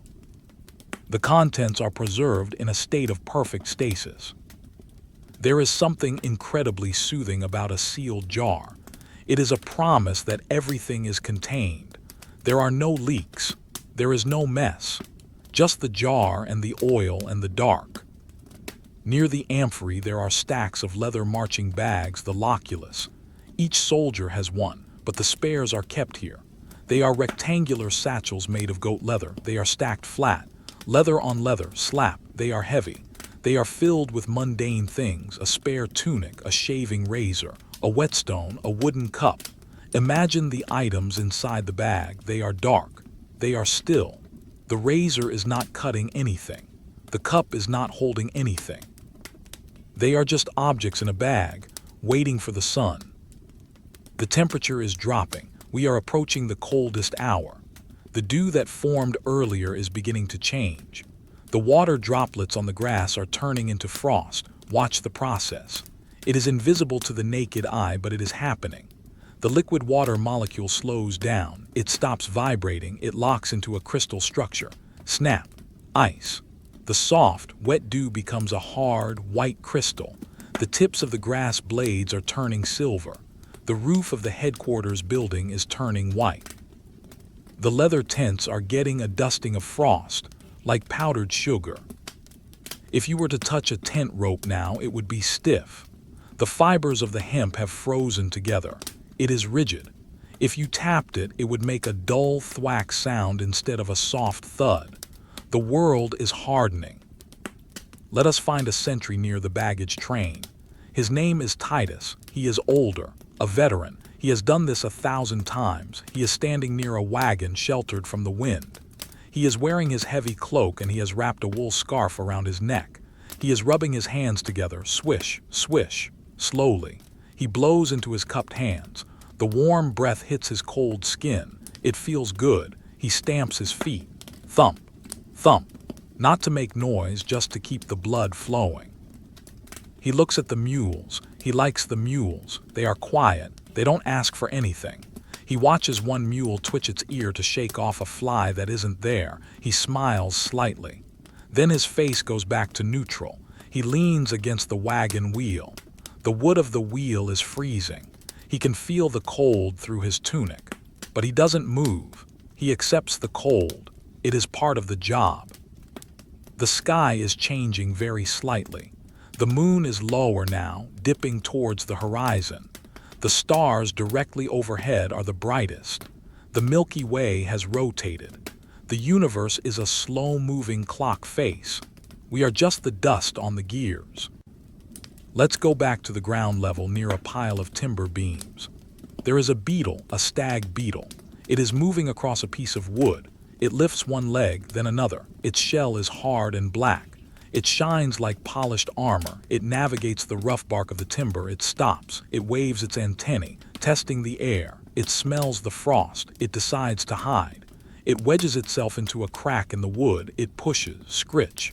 It fits perfectly. It pulls its legs in. It becomes one with the wood. It waits. This is the level of peace we are looking for. The peace of the beetle in the crack. The peace of the oil in the jar. The peace of the mule in the line. Everything has its place. Everything is where it should be. The Roman camp is a masterpiece of organization. Even in sleep it is organized. The rows are straight. The supplies are counted. The guards are posted. There is no chaos here, only structure and silence. Let your mind drift back to the tent of the contubernium, to the soldiers sleeping on the floor. The air inside is cooling down as the night drags on. The men instinctively move closer together. They are like a litter of puppies seeking warmth. One soldier pulls his knees up to his chest. He tucks his chin into his cloak. He is a ball of wool and man. He is dreaming of a hot bath, the steam, the hot water, the tiles. But the dream is slow and hazy. It is not vivid. It is just a warm feeling in a cold night. The straw under him is still doing its job. It traps the air. It insulates. It is humble material, but it saves lives. Without the straw, the ground would suck the heat right out of them. With the straw, they can sleep. Think of the straw, golden stalks, harvested from a field miles away, cut by a scythe, swish, dried in the sun, bundled, carried, laid down here on this foreign soil, to make a bed for a soldier. It is a long journey for a piece of grass, and now it rests crushed under the weight of a sleeping empire. The wind has died down completely. There is no sound of rustling leaves anymore. The silence is absolute. It is a vacuum of sound. If you listen very, very closely, you can hear nothing. Just the ringing in your own ears, the sound of your own existence. The camp is a painting that has stopped moving. The sentry Titus blinks.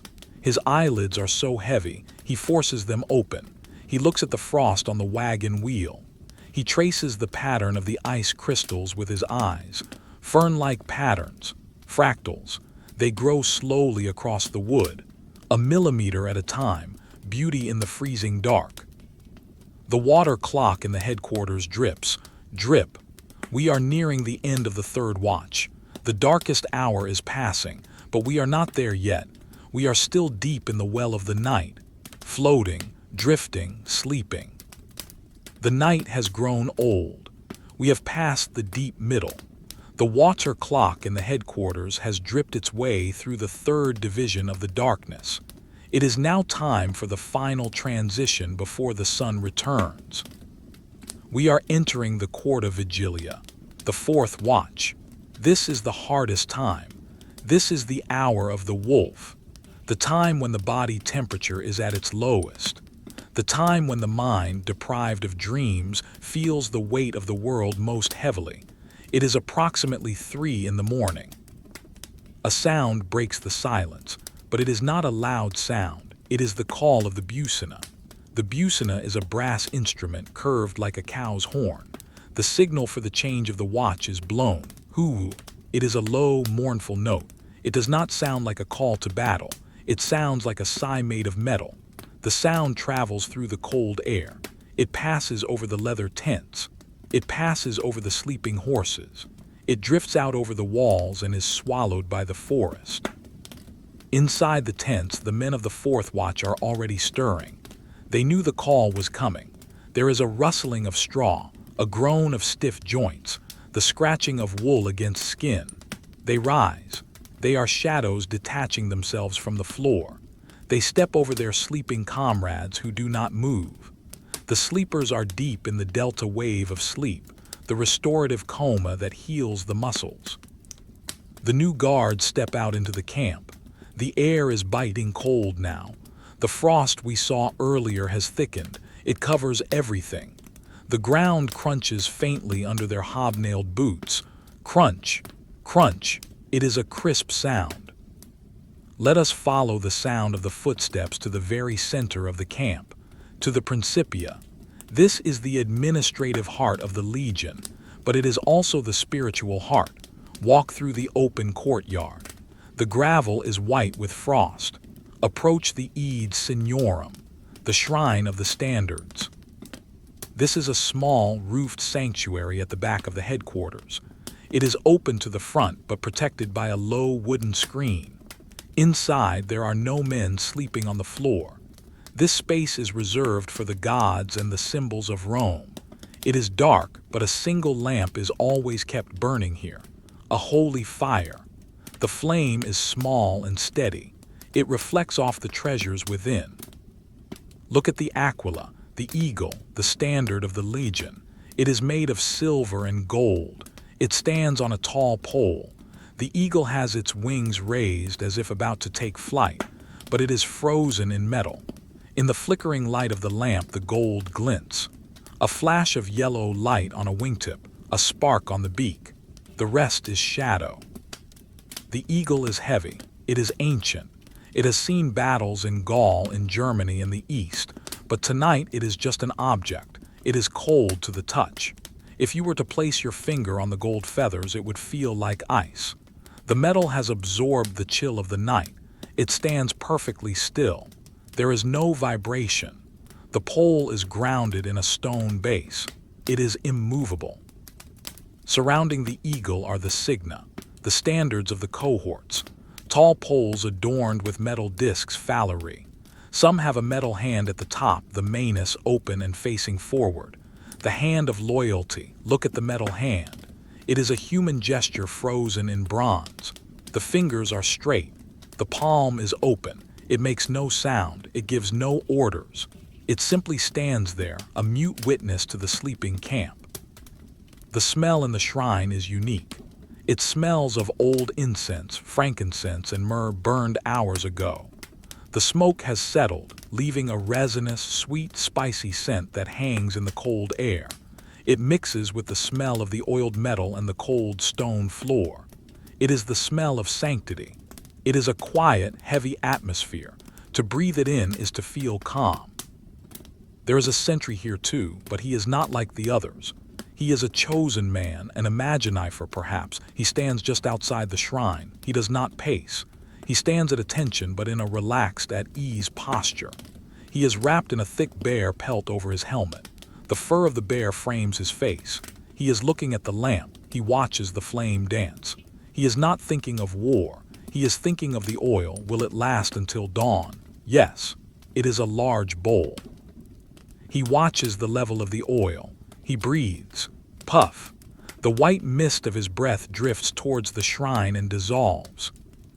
Let us leave the holy silence of the standards and go to the very edge of the world, to the fossa, the ditch. Every Roman camp is surrounded by a ditch. It is the first line of defense. Float over the wooden wall, float down the other side. The ditch is deep, V-shaped. The sides are steep. The earth is raw, having been dug only a few weeks ago. At the bottom of the ditch, the shadows are impenetrable. It is a pool of blackness, but we can see the sipi. These are branches of trees stripped of leaves, their ends sharpened into points. They are planted in the bottom of the ditch. They look like the skeleton of a strange plant. White wood, sharp points. They are covered in frost. They look like jagged teeth made of ice. Nothing moves in the ditch. A small toad is hibernating in the mud at the very bottom, buried beneath a fallen leaf. It is cold. It is still. Its heart beats only a few times a minute. It is waiting for the sun, just like the soldiers. But for now, it is part of the earth. Beyond the ditch is the agar, the cleared ground. And beyond that, the forest. The forest is looming. The trees are tall pines. They are a wall of dark green, almost black. A mist is beginning to rise from the forest floor. It is a ground fog, low, creeping. It looks like white smoke. It moves slowly, curling around the trunks of the trees. It spills out of the forest and towards the camp. It fills the ditch. Softly, silently, the ditch is filling with cloud. The sentry on the wall looks down. He sees the white fog rising. It swallows the sharpened stakes. It swallows the bottom of the ditch. It looks like the camp is floating on a cloud. He shivers, not from fear but from the dampness. The fog carries the moisture of the deep woods. It smells of wet moss and rotting leaves. A deep, fungal, earthy smell. He pulls his cloak tighter. He adjusts his grip on his spear. The wood of the spear is slippery with condensation. He wipes his hand on his wool tunic. He grips it again. Better. He looks to the east. He is looking for the light, but there is no light yet. The horizon is still dark blue, merging with black. The stars are still brilliant. The morning star, Venus, has risen. It is a bright, piercing diamond in the eastern sky. It is the only promise that the sun is coming. He fixes his eyes on the star. It is beautiful. It is cold. It is far away. Back inside the camp in the Via Sagularis, the perimeter road, a patrol is walking. 4 men. They are walking slowly. They are checking the seals on the granary doors one last time.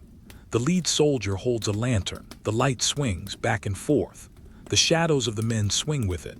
Long, stretching shadows that rotate across the ground. Step, step, step. The rhythm is slow. They are tired. This is the hardest hour to be awake. Their eyes burn. Their bodies want to lie down, but they walk. 1 foot in front of the other. Discipline, habit, boredom. They pass a row of tents. From inside one tent, a sound, a soldier talking in his sleep. No, the oats, put them there. A mundane dream about work. The patrol does not stop. They have heard it all before. They walk on. The camp is a library of sleeping souls. Each tent is a book, closed and quiet. The narrative of the day has paused. We are in the white space between the chapters. Let us go to the latrines, the latrinae. Even this part of the camp is organized and quiet. It is a long trench downstream from the water source. There is a wooden bench with holes. Water from a diverted stream flows continuously in a channel beneath the bench. Listen to the water. It is a gentle, gurgling sound. Burble, splash, gurgle. It is a sound that never stops. The water flows in from the river through the camp and out again. It is the kidneys of the legion, cleaning, washing, moving. Even in the dead of night, the engineering of Rome is working. The water is dark and cold. It reflects the stars as it flows through the open channel. A star ripples in the water. It breaks apart and comes back together. There is no one here right now, just the water and the wood and the cold air. It is a humble place, but it is peaceful. We drift back to the tent of Marcus. The temperature inside has dropped. The body heat of the 8 men is fighting against the pre-dawn chill. Marcus has pulled his knees up even higher. He has buried his nose in the crook of his elbow to keep it warm. His breath warms the wool of his tunic. He is in a deep sleep. He is not dreaming now. He is just existing. His heart rate is slow. Thump, thump, thump. His blood moves slowly through his veins. He is recharging. The straw mat is holding firm. It has not shifted. It is a reliable bed. It does not squeak. It does not bounce. It just supports. The world outside is covered in gray. Gray fog, gray frost, gray wood. The color has been drained out of everything. We are waiting for the color to return, but not yet. For now, we enjoy the monochrome. The silence is so deep you can hear the blood rushing in your own ears. It is a high-pitched hum, the sound of life, the sound of silence. The aquila in the shrine stands watch. The gold does not dull, the eagle does not blink. It waits. The ditch fills with fog, the water flows, the men sleep. This is the empire at rest, vast, efficient, quiet, asleep. The night has entered its final, most stubborn phase. We are deep in the court of Vigilia, the fourth watch. This is the stretch of time that tests the endurance of the centuries the most. The novelty of the night has worn off. The moon has sunk low, disappearing behind the western tree line, leaving the camp in a darker, flatter shade of gray. We are suspended in the cold, colorless hour before the dawn. The false dawn has not yet arrived. There is no light in the east, only a slight lessening of the density of the blackness. Let us return to the interior of the contubernium, the tent of the 8 men. The air here has cooled significantly. The heat generated by the bodies has fought a valiant battle against the night, but the pre-dawn chill is relentless. It seeps through the leather walls. It rises from the earth. But the men are warm, they are survivors, they have adapted. Look at the pile of equipment stacked near the entrance of the tent. This is the armamentarium of the unit. The most prominent objects are the shields, the scuda. There are 8 of them. They are not just propped up randomly. They are stacked or leaned with care. The Roman shield is a marvel of engineering, but right now, it is simply a heavy object at rest. Focus on one shield. It is large, curved, rectangular. It is made of plywood, strips of wood glued together in alternating directions, birch or oak. It is covered in canvas, then covered in leather. In the dim light, the painted design on the front is invisible. You cannot see the winged thunderbolts of Jupiter. You can only see the shape, a dark, curved wall. In the center of the shield is the umbo, the boss. It is a heavy, bulbous knob made of iron or bronze. It acts as a shield for the hand and a weapon in a punch. But now it looks like a metal eye closed and sleeping. It is cold. If you touched it, your finger would leave a smudge in the condensation that has formed on the metal. The condensation is heavy here. The shield is sweating in the cold air. Small droplets of water cling to the iron boss. They do not move. They hold their shape. Next to the shields are the spears, the pila. They are bundled together. The long wooden shafts are ash wood, straight and smooth. The iron shanks are thin and deadly, but leaning there they look like a bundle of dry reeds. They cast a complex cross-hatched shadow on the ground. There is no aggression in them now. They are just wood and iron, obeying the laws of gravity, leaning against the tent pole. Move your attention to the corner of the tent near where the food is stored. Every tent group carries a heavy piece of equipment, the mola manuaria, the hand mill. It consists of 2 round stones, quern stones. They are made of volcanic rock, rough, pitted, heavy. They are used to grind the daily ration of grain into flour. It is hard work. It takes hours, but not now. Now the stones are silent. The top stone rests on the bottom stone. They are cold, gray discs. They look like ancient fossils. There is a dusting of flour left in the crevices of the rock, white dust on gray stone. It smells faintly of raw wheat and stone dust. It is the smell of labor, currently paused. Next to the mill is a leather sack. It contains the fermentum, the grain ration. It is full. It sits on the ground, a lumpy, heavy shape. It settles into the dirt. Gravity pulls the grain down, making the sack look solid and immovable. A mouse, brave in the silence, sniffs the leather bag. It smells the wheat inside, but the leather is thick. The mouse moves on, scritch, scratch. The sound is tiny. It is swallowed by the breathing of the men. Marcus, our sleeping soldier, shifts again. He is lying on his side. His cheek is pressed against the rough wool of his cloak. His helmet, the Gallia, is sitting on the ground next to his head. It is not a pillow, but he keeps it close. The helmet is made of iron. It has cheek guards that hang down like the ears of a metal dog. It has a neck guard that flares out at the back. In the dark, the helmet looks like a skull, but it is hollow. It is waiting for the head of the soldier. For now, it catches a single faint ray of starlight from the opening of the tent flap. A tiny glint on the rim, fixed, motionless. Let us go back outside. The air is so still it feels solid. We move to the Via Praetoria again. The sentry Sextus has been relieved. A new man stands there. His name is Gallus. Gallus is fresh, but the cold is challenging him. He is wrapped in 2 cloaks. He looks like a mountain of wool. He is standing perfectly still to conserve heat. He is practicing a mental game to stay awake. He is reciting the names of the towns in his home province: Verona, Vicetia, Patavium. He says the names in his head. He imagines the streets, the shops, the smell of hot bread. It is a boring list. It is a comforting list. It keeps his mind from drifting into the dangerous territory of sleep. He looks at the sky to the east. Is it lighter? Maybe. It is hard to tell. The black is turning to a deep, deep indigo. It is the color of the sea at night. The stars are still there, but they seem slightly further away. The brilliance is fading just a fraction. In the distance beyond the walls, a bird wakes up. It is a crow. It does not caw yet. It just ruffles its feathers. Flap, flutter. It is a dry sound in the pine tree. Then it settles again. It is too early.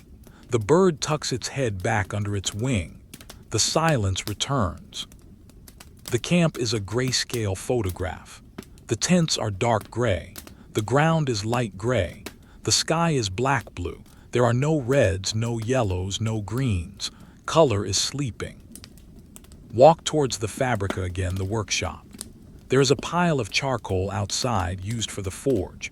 It is a mound of black lumps. In the darkness, it is the blackest thing in the camp. It absorbs all light. It looks like a hole in the world, but it smells of burnt wood. A dry, clean smell. The charcoal is light. If you picked up a piece, it would weigh almost nothing. But the pile is huge. It sits there, a reserve of heat waiting to be released. Near the charcoal, a bucket of water has frozen over. A thin layer of ice covers the surface. Skim ice. It is clear and fragile. If you dropped a pebble on it, it would shatter with a tinkling sound, but nothing drops. The ice thickens. Molecule by molecule, the water is locking tight. It reflects nothing. It is a blind mirror. The pace of the narration slows even more. We are matching the heartbeat of the pre-dawn. Slow, thump, thump. The soldiers in the tents are in the lightest phase of sleep now. The deep, restorative coma is ending. They are drifting towards wakefulness, but they are not there yet. They are in the twilight zone of dreams. Mundane dreams, dreams of walking, dreams of fixing a sandal strap, dreams of rain. These dreams are not exciting. They are just the brain sorting through the data of the boring life. One soldier moves his foot. He kicks the straw mat. Rustle. The sound is loud in the quiet tent. His neighbor grunts. Then silence again. They adjust. They settle. They are a single organism of 8 parts, shifting to find comfort on the hard ground. The ground is unyielding. It does not care if you are tired. But the soldier respects the ground. He does not fight it. He melts into it. He lets gravity do the work. He surrenders to the pull of the earth. Outside, the mist in the ditch has risen higher. It is spilling over the edge of the ditch now. It curls around the base of the wooden palisade. It looks like white fingers reaching for the wood. It is cold and damp. The wood of the wall absorbs the moisture. It swells slightly. The fibers expand. The wall becomes tighter, stronger. Nature is reinforcing the defenses. Gallus, the sentry, blinks. His eyelashes have frost on them. He rubs his eyes with the back of his hand. The wool is rough against his skin. It scratches. The sensation wakes him up a little more. He looks east again. Yes, definitely. The indigo is turning to charcoal. The horizon is becoming a visible line. The separation between earth and sky is returning. But the sun is still hours away. This is just the announcement of the announcement, the first whisper of the day. For now, the darkness still holds dominion. The shadows are still long and deep. The camp is still a secret place. Imagine the millions of stitches in all the tunics in the camp. Countless tiny threads, holding the cloth together, lying there in the dark. Imagine the thousands of hobnails in the boots, iron studs, resting on the dirt. Imagine the thousands of buckles on the armor, bronze and iron, closed and tight. The sheer number of small, boring objects in a Roman camp is staggering, and every single one of them is at rest. Every buckle, every nail, every thread sleeping. It is a massive collection of potential energy, but right now the kinetic energy is zero. There is no movement, just the waiting and the breathing, and the frost growing on the shield boss, white crystals on cold iron, beautiful, silent, cold. This is how the Roman soldier sleeps, surrounded by his tools, surrounded by his friends, surrounded by the cold, on the ground, without a bed, and he sleeps well. The water clock drips, drip. The water level is getting low, the fourth watch is aging. Time is flowing like the river outside, steady, unstoppable, quiet. The night is no longer absolute. It has begun to fray at the edges. We are in the final stretch of the quarter vigilia, the fourth watch. The time is perhaps 4 in the morning. In the east, the black curtain of the sky is lifting just a fraction. It is revealing a band of deep, slate gray along the horizon. It is not light. It is merely the absence of the heavy darkness. The stars are still there, but the faintest ones are vanishing, scrubbed out by the approaching atmosphere of the day. While the soldiers sleep on their straw mats and the sentries shiver on the walls, there is one place in the camp where life is beginning to stir. But it stirs very, very slowly. It is the pistrinum, the bakery. The Roman army marches on grain, and that grain must be turned into bread. The bread must be ready when the men wake, so the bakers must wake first. Let us enter the shelter of the bakery. It is a semi-permanent structure, a roof of thatch supported by sturdy wooden poles, open on the sides but shielded by woven screens to protect the fires from the wind. The air here is different. It holds a lingering warmth from yesterday's baking. It smells of toasted grain, wood ash, and something sour.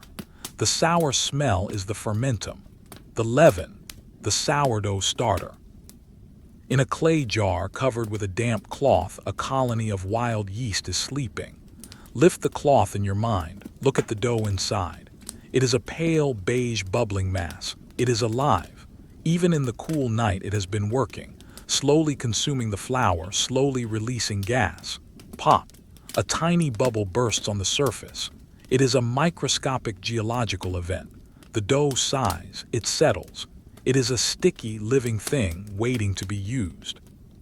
A man is moving in the shadows. His name is Quintus. He is a pister, a military baker. He has just woken up. He does not move fast. He moves with the groggy, heavy movements of a man who knows the sun is still hours away. He rubs his face with calloused hands. The sound of skin on stubble is rough. Ar-ar-ar-ar-ar-ar. He stretches his back. His spine cracks softly. He wraps his apron around his waist. It is a heavy linen cloth stained white with flour. He ties the knot. He is ready. His first task is the fire. The ovens are cold. The heat we felt earlier has finally dissipated into the night. They must be woken up.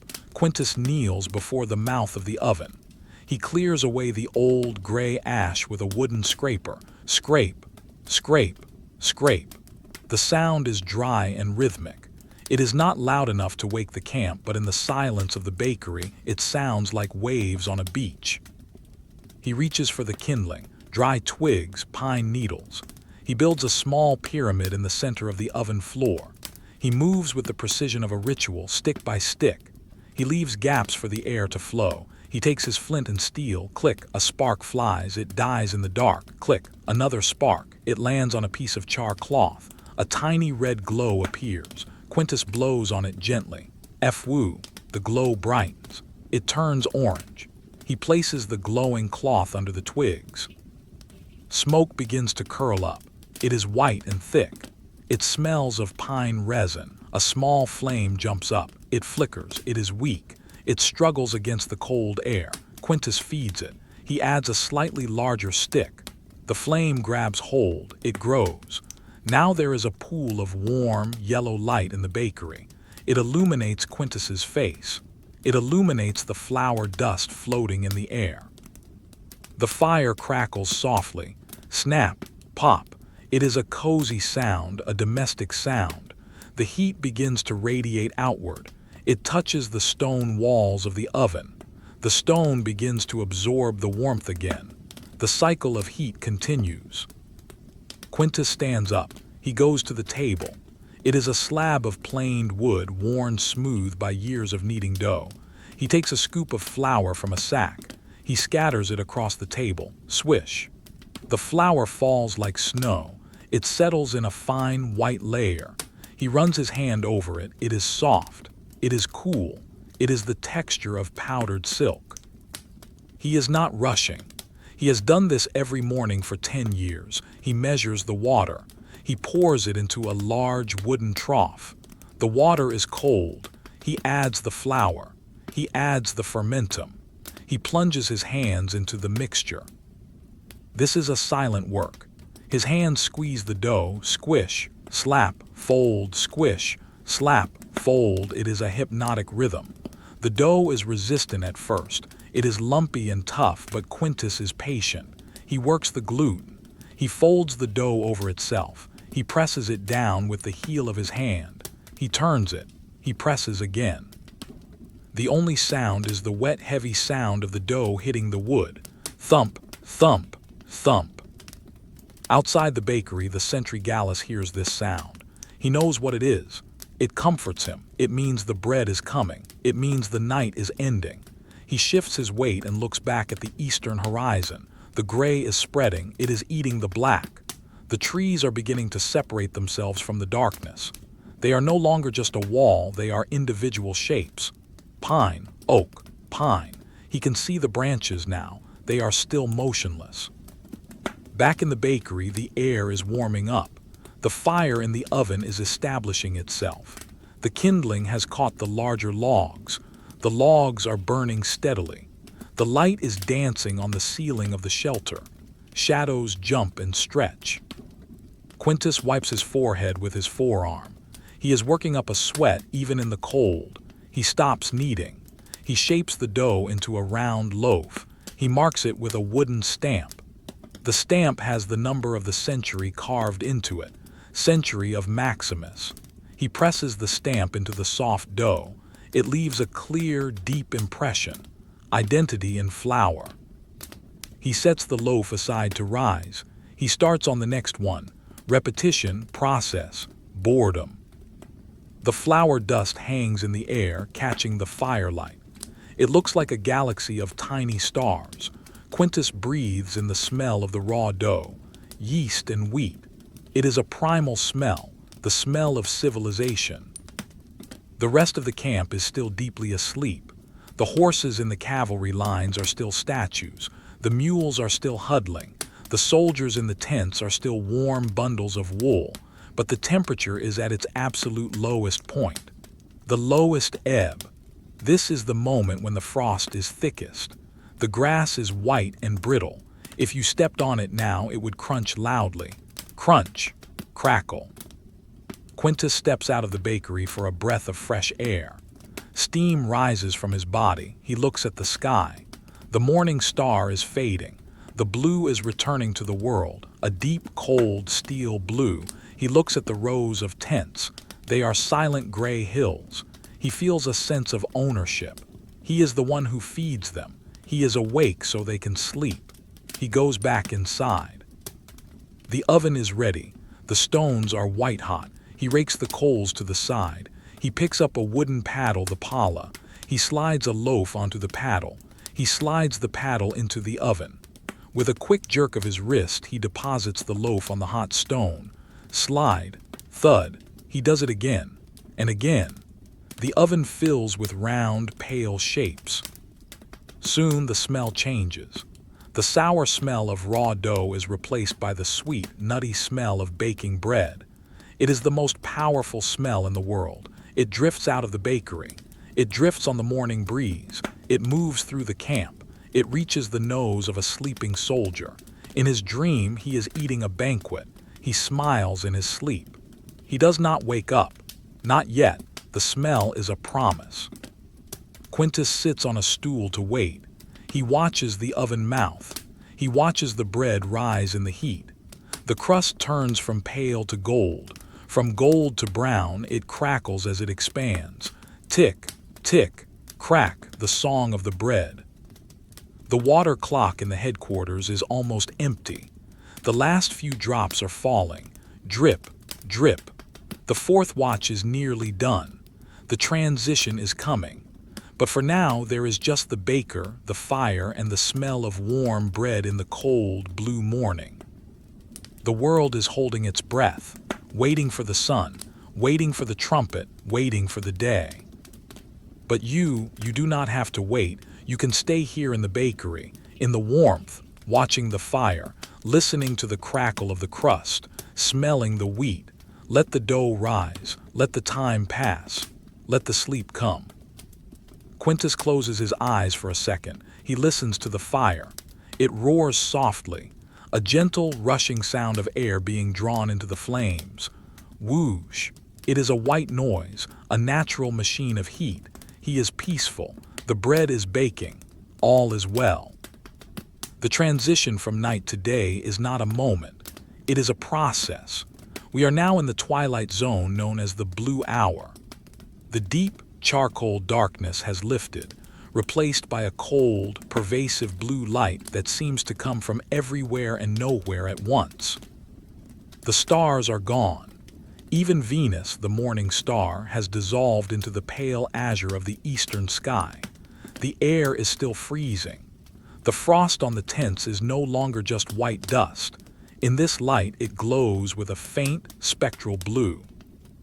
While the baker, Quintus, tends to his warm ovens, another group of men is beginning their work. They are the aquarii, the water carriers. Water is heavy. It is dense. And the legion needs thousands of gallons of it.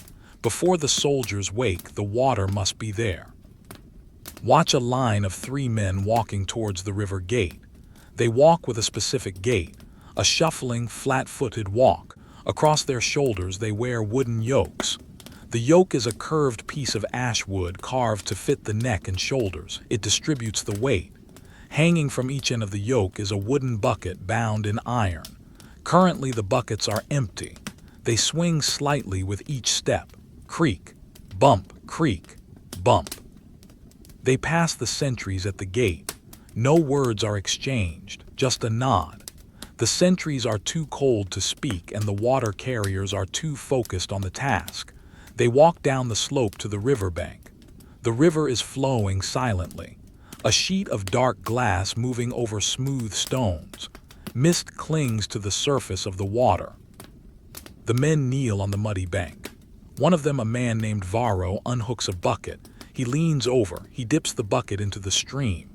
The water resists for a moment, then rushes in. Gurgle, glug glug. The sound is deep and wet. The bucket becomes heavy, incredibly heavy. Varro lifts it. His muscles tense. The cords in his forearms stand out. He hooks it back onto the yoke. He fills the second bucket. Now he is balanced. He stands up. He groans softly. The weight settles onto his traps. The wood of the yoke presses down. They begin the walk back up the hill. Now the rhythm is different. It is slower. Step. Heavy breath. Step. Heavy breath. Water sloshes in the buckets. Splash. Splash. A little bit spills over the rim. It lands on Varro's sandal. It is ice cold. He does not flinch. He is used to wet feet. They reach the camp. They move to the large communal basins near the washrooms. They pour the water out. Whoosh! A waterfall of clear, freezing river water crashes into the wooden trough. It swirls. It settles. It waits for the faces of the legion. Near the trough, a soldier has woken up early. His name is Decimus. He is a man who likes quiet. He likes to wash before the rush of the general wake-up call. He stands by the trough. He is wearing only his tunic. His legs are bare. The cold air bites at his skin, raising goosebumps. He looks at the water. It is perfectly clear. He can see the grain of the wood at the bottom of the trough. He dips his hands in. The shock is instant. It is so cold it burns. He cups his hand. He brings the water to his face. Splash. He rubs his skin vigorously. The cold wakes up his nerves. It tightens the pores. He gasps, a sharp intake of breath. H-ha. He does it again and again. He reaches for a piece of coarse linen cloth, a lentium, hanging from his belt. He dries his face. The linen is rough. It scrubs the skin. His face is now red, glowing with the friction and the cold. Now comes the slow, delicate part of the morning ritual: shaving. The Roman soldier of this era under the Emperor Trajan is clean-shaven. To be smooth-faced is to be Roman. To be bearded is to be a barbarian. But there is no hot water here. There is no shaving cream. There is only oil and iron. Decimus takes a small flask of olive oil from his pouch. The oil is thick and cloudy with the cold. He pours a drop onto his palm. He rubs his hands together to warm it. He rubs the oil onto his chin and cheeks. It shines in the blue light. It smells of green olives. He reaches for his razor, the novicula. It is a simple tool, a curved blade of iron with a handle of bone. It is not a safety razor. It is a knife. He has spent time sharpening it on a whetstone the night before. It must be razor sharp or it will pull and tear. He takes a small polished bronze disc from his bag, a mirror. He props it up on a wooden post. The reflection is dim and slightly distorted. He has to squint to see his own jawline. He lifts the razor. He stretches the skin of his cheek with his left hand. He places the cold metal against his skin. He pauses. He breathes out. And then the scrape. Scritch. It is a gritty sound, iron cutting hair. He moves slowly, one stroke. He wipes the blade on the cloth, another stroke, scritch. He concentrates. If he slips, he cuts his face. There is no room for error. The world narrows down to the edge of the blade and the curve of his chin. This is a meditation. He cannot think of the march. He cannot think of the enemy. He can only think of the angle of the iron. Scritch, wipe, scritch, wipe. Around him, the camp is getting brighter. The blue is turning into a pale, washed-out violet. The shapes of the tents are becoming three-dimensional. You can see the seams in the leather now. You can see the individual blades of grass standing stiff with frost. A bird begins to sing, a thrush. It is sitting on the top of the palisade wall. It puffs out its chest, tweet warble tweet. The sound cuts through the cold air like a knife. It is loud. It is the first true sound of the day. Then another bird answers from the forest, and another. The dawn chorus begins. It is not a melody. It is a chaotic, joyful wall of noise. Thousands of birds claiming their territory for the day. Decimus ignores the birds. He is working on his upper lip. This is the most dangerous part. He curls his lip over his teeth to make the skin tight. Scritch. Gentle, careful, done. He rubs his face. It is smooth. It is oily. He wipes off the excess oil with the cloth. He feels civilized. Despite the cold, despite the dirt floor, despite the lack of a bed, he is a Roman. He has washed. He has shaved. He is ready. He packs away his razor. He wraps it in a piece of oiled leather to keep it from rusting. He puts the mirror away. He stands there for a moment, enjoying the clean feeling. His breath clouds in front of him. He looks towards the bakery. He can smell the bread now. The scent is stronger. Hunger wakes up in his stomach. A low grumble, but he must wait. Let us drift away from Decimus and float up above the camp again. The transformation of light is accelerating. The eastern horizon is now a band of pale orange. The sun is just below the rim of the earth. It is pushing the light up into the atmosphere. The sky above is a gradient, orange at the bottom, fading to yellow, fading to pale green, fading to blue, fading to the lingering indigo of the west. It is a watercolor painting that is slowly drying. The frost on the roofs of the tents is starting to lose its grip. As the light hits it, the very top layer of the ice crystals begins to sparkle. Millions of tiny points of light. The camp looks like it is covered in diamond dust. Inside the tents, the sleep is becoming shallower. The dreams are fading. The bodies are preparing to wake. Cortisol levels are rising in the blood of the soldiers. Heart rates are speeding up slightly. Body temperatures are beginning to climb. The biological clock is chiming silently. But there is still no movement in the main streets. Only the water carriers walking back and forth. Step, splash, step, splash. They are the pendulum of the morning, keeping time with their buckets. Near the horse lines, a groom is awake.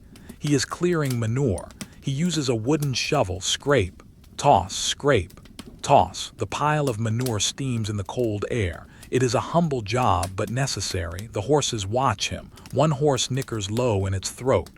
HNH, expecting food. The groom pats the horse's neck. Soon, he whispers. Soon. The voice is startling. It is the first human word we have heard in hours. It hangs in the air, and then it is gone. The camp waits. The tension is building, not a tension of fear, but of anticipation. The machine is about to be switched on. The giant is about to open its eyes. But for this final moment, we are still in the quiet. The water is cold. The razor is sharp. The bread is warm. The light is blue. And the soldiers are still wrapped in their wool, stealing the last few minutes of the night. Rest here by the water trough. Watch the water settle. Watch the ripples fade until the surface is glass again. Perfect reflection of the brightening sky. Stillness, clarity, peace. The sky has finally decided to change. The indecisive gray and the cold blue have surrendered to a pale, luminous yellow. The sun is pressing against the rim of the world, demanding entry. In the camp, the silence is broken, but it is not broken by a shout. It is broken by a note. The eater, the musician of the cohort, lifts his instrument. It is the cornu, a large, circular brass horn that wraps around his body. He takes a deep breath. His chest expands against his tunic. He blows. Biwarum.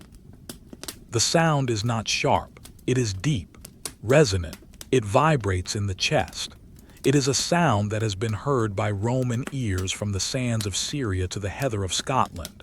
The first light signal. It echoes off the wooden walls. It rolls through the tent lines. It startles the crows in the trees, sending them flapping into the air. Inside the tent of the 8 men, the spell of the night is broken. Marcus opens his eyes. For a second, he does not move. He holds on to the last fragment of sleep. Then reality sets in. The ground is hard. The air is cold. The day has begun. Around him, the 7 other men are stirring. There is a symphony of morning sounds, a yawn that stretches into a groan, ha-yelung, the rustle of straw as bodies sit up, the scratching of wool against dry skin. Someone coughs, a dry morning cough to clear the lungs. Cucka. Marcus sits up. His hair is messy, flattened on one side where it pressed against his makeshift pillow. He rubs his face. He reaches for his water flask. He takes a sip. The water is tepid, but it clears the sticky feeling from his mouth. Now begins the transformation. The bed becomes the clothing. He stands up. He takes the heavy wool cloak, the sagum that has kept him warm all night. He shakes it out. Snap. Dust and bits of straw fly off it, dancing in the morning light that filters through the tent flap. He folds it carefully, corner to corner, smooth it down, fold again. He places it in his leather bag. It will stay there until tonight. The men do not speak much. They are in the morning fog, that universal human state of grogginess. They move around each other in the small space of the tent with a practiced choreography. They know who stands where. They know who needs the space near the pole. They do not bump into each other. Now comes the armor, the larica segmentata. This is the iconic armor of the Roman legionary. It is not a single piece of metal. It is a complex machine of iron bands, leather straps, and brass buckles. It is heavy. It is cold. Putting it on is a slow, mechanical process. Marcus picks up the shoulder guards. They clang together. Clack, clack. He lifts them over his head. The iron settles onto his shoulders. The weight presses down. It is a familiar weight. It feels like a second skin. He picks up the girdle sections, the bands that wrap around his torso. He wraps them around his chest. Now begins the lacing. There are leather ties at the front and back. His fingers are still stiff from the cold. He fumbles with a leather thong. He pulls it through a brass loop. Tug, he ties a knot. He pulls it tight. He moves to the next loop, and the next. There are many loops. It takes time. He helps his comrade Lucius with the laces at the back. Lucius stands still, arms raised slightly. Marcus pulls the laces. Tight, he mumbles. Tighter, Lucius grunts. Marcus pulls again. The leather creaks. The iron plates slide over each other. Scrape. They lock into place. Now Lucius is encased in steel. He is no longer soft human flesh. He is an armored shell. The tent is filled with the sound of hardware. Click, clink, snap, rustle. It sounds like a workshop. The smell of the tent changes. The sleep smell fades, replaced by the smell of metal polish and old sweat that lives in the leather backing of the armor. Once the armor is on, the belt follows. The cingulum. This is not just a belt to hold up trousers, which they don't wear, usually just a tunic. It is a status symbol. It is wide, covered in metal plates. Hanging from the front is the apron, strips of leather decorated with heavy brass studs. Marcus buckles it on. He shifts his hips. The apron strips swing and hit each other. Jingle jangle. It is a distinctive sound, the sound of a soldier walking. With the armor on, the men are ready for breakfast. The intaculum. But do not imagine eggs and bacon. Imagine efficiency. They gather around the small fire pit outside their tent. The fire has been rekindled from the embers of the night. They have their ration of grain. Some of it has been ground into flour and made into a simple porridge called pools. It is boiling in a small bronze pot. Bloop, bloop. It is thick. It is gray. It is flavored with a pinch of salt, maybe a little olive oil, maybe some herbs if they foraged them yesterday. Marcus takes his wooden bowl. He ladles out a portion of the porridge. Steam rises from the bowl, swirling in the cold air. He holds the bowl with both hands to warm his fingers. He takes a spoonful. It is hot. It is filling. It tastes of wheat and smoke. It sits heavy in the stomach. It is fuel. Others are eating bucellatum, the hard tack. This is bread that has been baked twice. It is as hard as a brick. You cannot just bite it. You would break a tooth. You have to soften it. A soldier dips the hard bread into his cup. The cup is filled with pasca. Pasca is the drink of the army. It is water mixed with wine vinegar. It sounds terrible to modern tastes, but it is brilliant. The vinegar kills bacteria in the water. It provides vitamin C. It cuts the thirst. It gives energy. It tastes sour, sharp, and refreshing. Watch the bread soak up the vinegar. The hard crust softens. It turns spongy. The soldier takes a bite. He chews. Chomp, chomp. It requires jaw strength. He swallows. He takes a sip of the sour drink. Gulp. He wipes his mouth with the back of his hand. Breakfast is done. It took 10 minutes. The sun has broken the horizon now. The moment has arrived. A spear of golden light shoots across the landscape. It hits the top of the watchtower first. The wood glows orange. Then it hits the top of the ramparts. Then it hits the tops of the tents. The frost begins to melt instantly. The white crystals turn into tiny droplets of water. The tents begin to steam. The moisture evaporates, creating a low, golden mist that hangs over the camp. The light hits the aquila in the shrine. The gold eagle flares with brilliance. It looks like it is on fire. For a moment, it is too bright to look at. It commands attention. The warmth of the sun reaches the ground. Marcus steps out of the shadows and into a patch of sunlight. He closes his eyes. He lifts his face to the sun. He feels the photons hitting his skin. The heat seeps into his cold cheeks. It warms his eyelids. It is a physical sensation of relief. The long, cold night is officially over. He takes a deep breath of the morning air.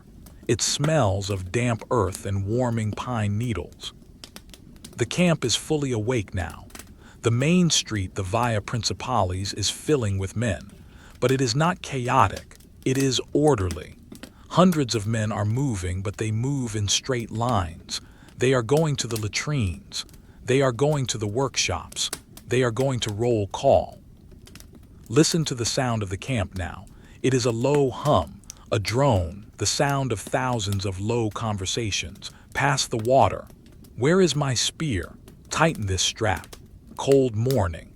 It merges into a single, continuous noise, the noise of a city that has appeared overnight. Near the granary, a cart is moving. The axle needs grease. Squeak, squeak, squeak. The sound cuts through the hum. The oxen pulling it are plodding along.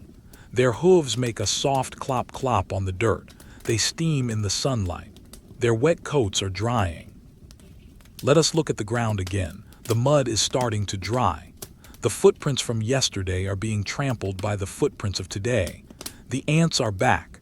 They are marching in a line mirroring the soldiers. They have found a crumb of the hard tack bread dropped by a soldier. It is a treasure to them.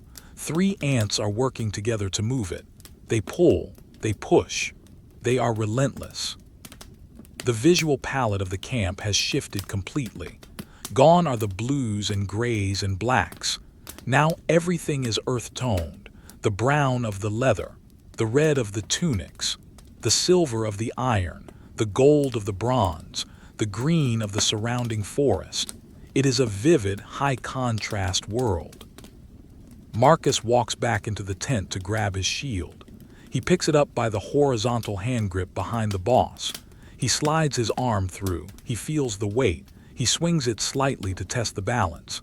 It is a part of his body, a giant wooden limb. He steps out. He joins his 7 tent mates. They stand in a loose line. They are checking each other. One straightens the shoulder piece of another. One points out a loose lace. They are a family. They move towards the assembly area. The marching sound of their boots is distinctive. Crunch, crunch, crunch. Hobnails on gravel. It is the sound of Rome. It is an aggressive sound, but also a disciplined one. They are not running. They are walking with purpose. The smoke from the cooking fires is rising straight up now. 100 thin gray columns ascending into the blue sky. It creates a haze sealing above the camp. The sunlight filters through the smoke, creating shafts of light, God rays. It looks like a cathedral made of air and light. In the Principia, the commander, the legate, steps out of his tent. He is clean. His armor is polished to a mirror shine. He wears a red cloak dyed with expensive kermes dye. It is bright crimson. He holds a scroll in his hand, the orders for the day. He looks at the sky. He nods. It is a good day for marching, or digging, or waiting, mostly waiting.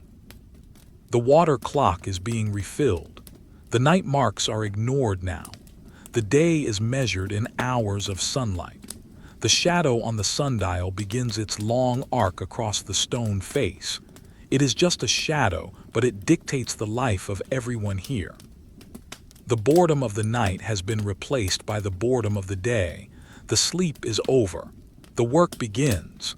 But the transition was gentle, from the straw mat to the iron armor, from the dark to the light, from the dream to the duty. There is no shock, just the steady, relentless turning of the wheel. Marcus stands in formation. He rests his shield on the ground. He leans on his spear. He stares at the back of the helmet of the man in front of him. He sees a small scratch on the iron. He studies the scratch. It looks like a river. He follows the line of the scratch. He waits. He breathes. The sun warms his back. He is awake. The sun has detached itself from the horizon now. It is a pale yellow disk climbing into the sky. The sharp, long shadows of the early morning are shortening, pulling back towards the objects that cast them. The golden hour is fading into the clear, bright light of mid-morning. The camp has settled into the rhythm of the day. But for the Roman soldier, the day is not about adventure. It is about maintenance. The legion is a machine that requires constant oiling, polishing, and sharpening. Let us move to the open space of the Via Quintana. A century of men is gathered here. 80 soldiers. They are not marching. They are standing in loose groups, but there is an underlying order to their placement. They are preparing for the morning inspection. The centurion is present. He is a man of 40 years. His face is weathered like old leather that has been left in the sun. In his right hand, he holds the symbol of his office, the vitus. It is a simple staff made from the wood of a grapevine. It is knotted, it is twisted, it is tough. It has been polished by the sweat of his palm for a decade. It is not a weapon of war, it is a tool of discipline and measurement. Watch the centurion. He moves slowly. He walks down the line of men. He stops in front of a soldier named Titus. Titus stands rigid. His eyes are fixed on the horizon. The centurion does not look at Titus's face. He looks at his kit. He lifts the vine staff. He taps the metal rim of Titus's shield. Tap. It is a dull, hollow sound. He runs the end of the staff along the leather cover of the shield. He is looking for tears. He is looking for rot. There is nothing. The leather is smooth and well-oiled. He nods. He moves on. Step, tap, step. This is not a scene of tension. It is a scene of routine. Titus does not fear the centurion today. He has done his work. It is simply the checking of the inventory. The inspection continues. Down the line, 80 men, 80 shields, 80 helmets. It takes a long time. The sun warms the back of the centurion's neck. A fly buzzes around his ear. Bzzzzzzz. He ignores it. He is focused on the bronze buckle of a belt. Is it shining? Yes. He moves on. After the inspection, the real work begins. The work of the armorum cura, the care of arms. The soldiers sit down on the ground or on small wooden stools. They take out their cleaning kits. This is the moment where the boredom becomes tactile. Watch Marcus again. He has his sword, the gladius, across his lap. The blade is short, wide, and pointed. It is made of good steel, but steel rusts. The enemy of the Roman soldier is not the barbarian, it is the oxidation. Marcus takes a small piece of sandstone. It is a fine grit stone, gray and smooth. He pours a drop of oil onto the blade. He begins to rub the stone against the steel. Shhhhhhhh. Shhhhhhh. It is a circular motion, small circles, over and over again. He is removing microscopic spots of rust that formed during the damp night. He watches the oil turn dark as it lifts the dirt from the metal. He wipes it off with a rag. He looks at the steel. It shines. It reflects the sky. He is not satisfied. He adds another drop of oil. He starts again. Shhhhhh. Next to him, Lucius is working on his chainmail, the larica hamata, if he is wearing that instead of segmentata. Chainmail is thousands of interlocking iron rings. To clean it, you cannot scrub every ring.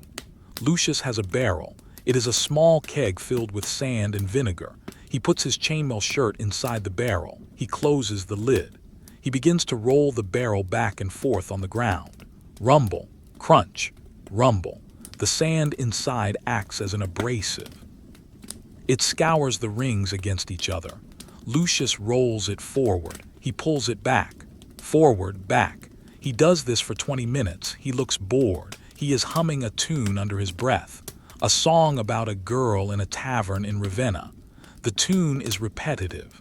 The rolling is repetitive. It is the laundry of war. The air smells of metal now. That distinct, sharp scent of iron and oil. It mixes with the smell of the sun-warmed dust. Let us look at the sandals, the caligae. A soldier has taken his off to repair a stud. The sole of the sandal is thick leather. It is studded with hobnails. One nail is loose. He places the sandal on a rock. He takes a hammer. He takes a new iron nail. He positions it. Tap. It sinks into the leather. Bang. He drives it home. He turns the sandal over and clinches the nail, bending the tip so it holds. He checks the other nails. He runs his thumb over the pattern of the iron studs. They are arranged in a specific design to grip the earth. It is the tire tread of the ancient world. He is satisfied. He puts the sandal back on. He laces it up. The leather is warm from sitting in the sun. It feels good on his foot. In the background, the sounds of the camp are a continuous low-level industrial noise. The sharpening of blades, rasp, rasp, the polishing of wood, rub, rub, the rolling of barrels, rumble. It is a peaceful soundscape. There are no sudden noises, no screams, no alarms, just men working with their hands. A stray dog wanders through the inspection line. It stops near Marcus. It sniffs the rag soaked in olive oil. It sneezes. Chuff. Marcus reaches out and scratches the dog behind the ears. The dog leans into the hand. Its fur is warm and dusty. It closes its eyes. For a moment, the soldier and the dog are connected in a bubble of affection. Then the dog trots away, looking for shade. Marcus goes back to his sword. SHHH. The sun is getting higher. It is approaching the zenith. The light is becoming white and intense. The shadows have almost disappeared. They are hiding directly under the objects. The camp looks flat and bright. Heat waves are beginning to shimmer above the cooking fires, which are now just beds of gray ash. Let's focus on the texture of the wood of the pilum, the spear. Another soldier is checking his spear shaft. He runs his hand along the ash wood. He finds a rough spot, a splinter waiting to happen. He takes a piece of broken glass or a sharp stone. He scrapes the wood. Scrape. A tiny curl of wood shaving falls to the ground. It is pale and curly. He scrapes again. The wood becomes smooth. He takes a piece of beeswax. He rubs the wax onto the wood. He rubs it in with a cloth. The friction melts the wax. It sinks into the grain. The wood turns a rich honey color. It is waterproof now. He spins the spear in his hand. It is smooth. It is perfect. This attention to detail is what made Rome conquer the world. Not just bravery, but the wax on the wood, the oil on the blade, the nail in the boot, the infinite capacity for boring, repetitive work. A breeze blows through the camp. It picks up the fine dust from the ground. The dust motes dance in the air. They sparkle in the sun. They settle on the polished armor. Marcus sighs. He wipes the dust off his sword. The work is never done. Nature is always trying to reclaim the metal, and the soldier is always pushing nature back, one wipe at a time. The water clock in the headquarters is forgotten now. The sun is the clock. The shadow of the flagpole has moved. It is inching towards the midday mark, but time feels slow here. The repetitive motions stretch the minutes out. Rub, wipe, inspect, rub, wipe, inspect. You can feel your own shoulders relaxing as you watch them. There is no rush. The sword will be clean eventually. The chainmail will be bright eventually. There is nowhere else to be. This is the task, and it is enough. The centurion reaches the end of the line. He lowers his vine staff. He leans on it. He looks back up the line of 80 men. The metal glitters like a river of silver. He is content. He does not smile. He just stands there, a statue of authority in the midday sun. The inspection is over. The maintenance continues. The day drifts on. The sun has climbed to its highest point. It is Merides, midday. The shadows that were long and stretching in the morning have now shrunk. They are puddles of black ink pooling directly beneath the feet of the men and the hooves of the horses. The camp is bathed in a harsh, vertical light. The heat has risen. It pushes down on the roofs of the tents. The air shimmers above the hard-packed dirt of the streets. It is the time of day when activity naturally slows down, when the heat dictates a slower rhythm. Let us move to the very center of the intersection, where the Via Principalis meets the Via Praetoria. Here stands a man with a strange instrument. He is the grammaticus, the surveyor. The Romans were obsessed with straight lines. They believed that order on the ground reflected order in the universe. The instrument he is using is called a groma. Look at the groma. It is a vertical wooden staff planted firmly in the ground. It has a pointed iron tip that bites into the earth. On top of the staff is a cross, two wooden bars crossing at a perfect right angle. Hanging from the end of each of the four wooden arms is a cord, and at the end of each cord is a weight, a plumb bob. They are made of bronze. They are shaped like small pine cones. The surveyor is checking the alignment of the camp streets. Even though the camp is built, the checking never stops. He stands perfectly still.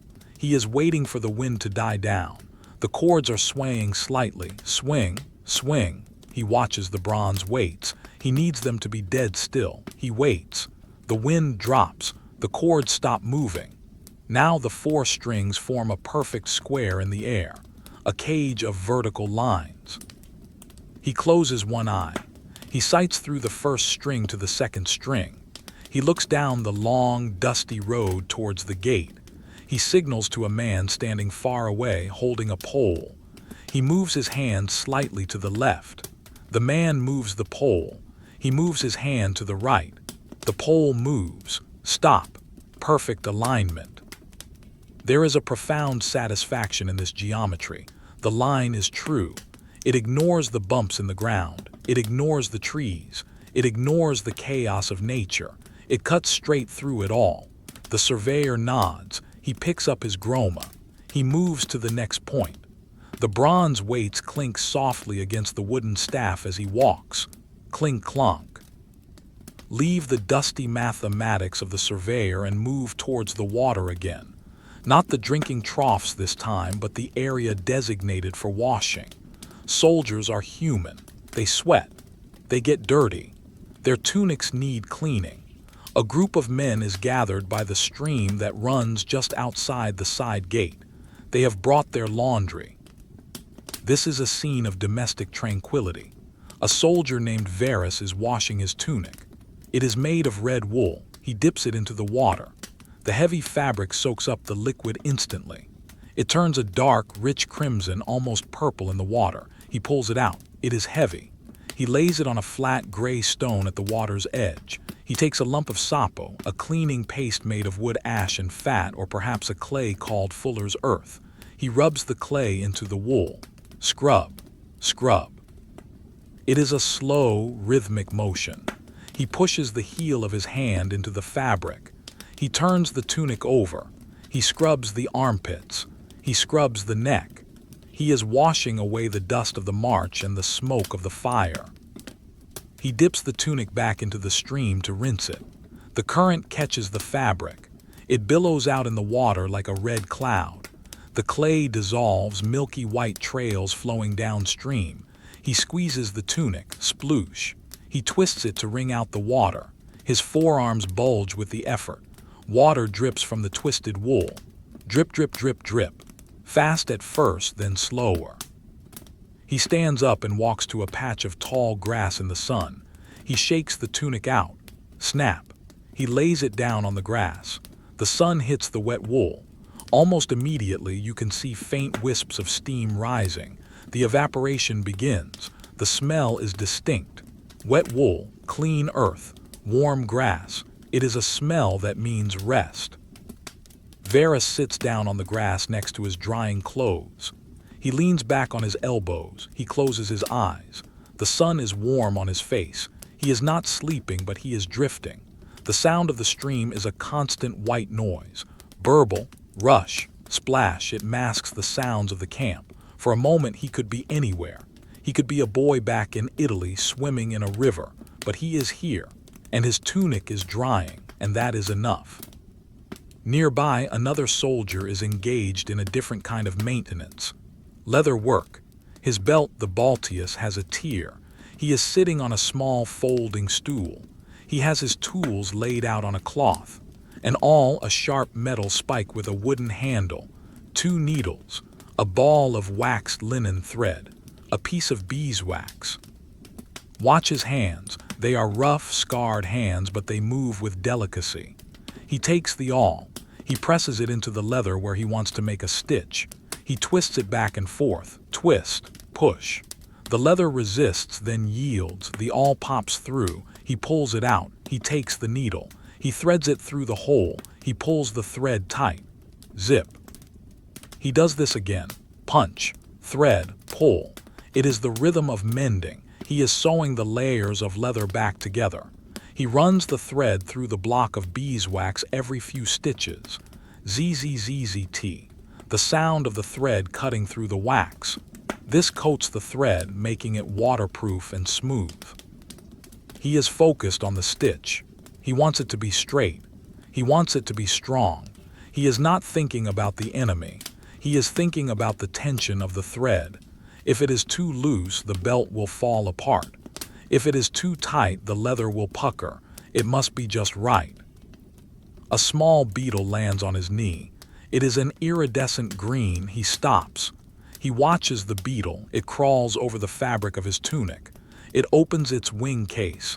It buzzes its wings. It flies away. He watches it go. Then he picks up the awl again. Twist, push. The camp at midday is a study in textures. The roughness of the stone, the smoothness of the water, the coarseness of the wool, the toughness of the leather. The heat of the sun binds them all together. In the cavalry lines, the horses are dozing. The heat makes them sleepy. They stand with one hind leg rested, the hoof just touching the ground. Their heads hang low. Their lower lips droop slightly. Occasionally, a tail swishes to chase away a fly. Swish.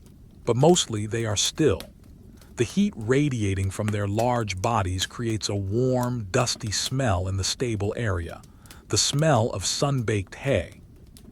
A groom is brushing a horse. He uses a stiff brush. Scrape, scrape, scrape. He moves in long, sweeping strokes along the horse's flank. Dust rises from the coat. The horse leans into the brush. It feels good. The groom hums a low, tuneless melody. It is a moment of connection between man and beast, forged in the quiet of the hot afternoon. Let us return to the Groma surveyor. He has finished his line. He is packing up his instrument. He wraps the cords around the wooden arms. Carefully, so they don't tangle, he pulls the staff out of the ground. He wipes the dirt off the iron tip with his thumb. He shoulders the tool. He walks back towards the headquarters. His shadow walks with him, short and dark. The camp is in a state of active rest. The heavy work of the morning is done. The heavy work of the afternoon has not started. It is the pause at the top of the breath. The air is dry. If you licked your lips, you would taste dust and salt. The colors are bleached out by the brightness. The red of the tunics looks faded. The green of the trees looks dusty. The world is waiting for the sun to start its descent. But for now, we are held in the suspension of noon. The water flows. The wool dries. The thread holds. The line is straight. Varus touches his tunic. It is still damp, but the top layer is warm and dry. He turns it over. He exposes the wet side to the sun. He lays it back down. He smooths out a wrinkle. He lies back on the grass. He watches a single white cloud drifting incredibly slowly across the blue sky. It looks like a ship sailing on a calm sea. It changes shape as it moves. Now it is an anvil. Now it is a feather. Now it is gone. This is the life of the Legion. Hours of marching, hours of sleeping, and hours of waiting for things to dry. It is a simple life. Hard, yes, but simple. And in this moment, under the midday sun, it is peaceful. The sun has begun its slow descent. It has passed the zenith, moving from the harsh overhead glare of noon into the warm, golden slant of the early afternoon. The heat is still heavy, pressing down on the leather roofs of the tents, but the light has softened just a fraction. The camp has entered the afternoon lull. In the Mediterranean tradition, which the legions carried with them even to the cold north, this is a time for slowing down. The heavy labor is done. The evening drills have not yet begun. Let us move into the shade of the Principia colonnade. Here, the administrative heart of the legion beats, but it beats very slowly. We find a soldier sitting at a small wooden desk. He is a librarius, a clerk. His job is not to fight with a sword, but to fight with lists. Lists of grain, lists of boots, lists of sick men, lists of pay. He is working on a tabula, a wax tablet. It is a rectangular frame of beech wood. Inside the frame, there is a recessed area filled with black wax. The wax is beeswax mixed with lamp-black soot to make it dark. It smells of honey and smoke, a sweet, burnt scent that hangs in the warm air. In his hand, he holds a stylus. It is a slender instrument made of bronze. One end is sharp and pointed for writing. The other end is flat and wide, like a spatula for erasing. Listen to the sound of administration. Scritch, scratch. The bronze point cuts into the soft wax. It pushes the wax aside to reveal the pale wood underneath. Scritch, curve, dot. He is writing a name, Marcus, Valerius, he writes slowly. The wax offers a little resistance. It is viscous. A tiny curl of black wax rises up from the groove. He blows it away. Puff. The speck of wax lands on the desk. He brushes it off. He makes a mistake. The number is wrong. He flips the stylus over. He uses the flat end. He rubs the wax. Rub, smooth, rub. The friction warms the wax. It melts slightly. The groove disappears. The surface becomes flat and black again. The error is gone. It is a forgiving medium. Write, erase, write, erase. It is the infinite loop of bureaucracy. Dust motes dance in the shaft of sunlight that falls across his desk. They move in slow swirls, disturbed only by his breathing. The clerk stops. He rests his chin in his hand. He looks at the dust. He is bored, but it is a comfortable boredom. He dips his finger into a cup of water and wets the flat end of the stylus to make it smooth the wax better. He goes back to work. Scritch, scratch.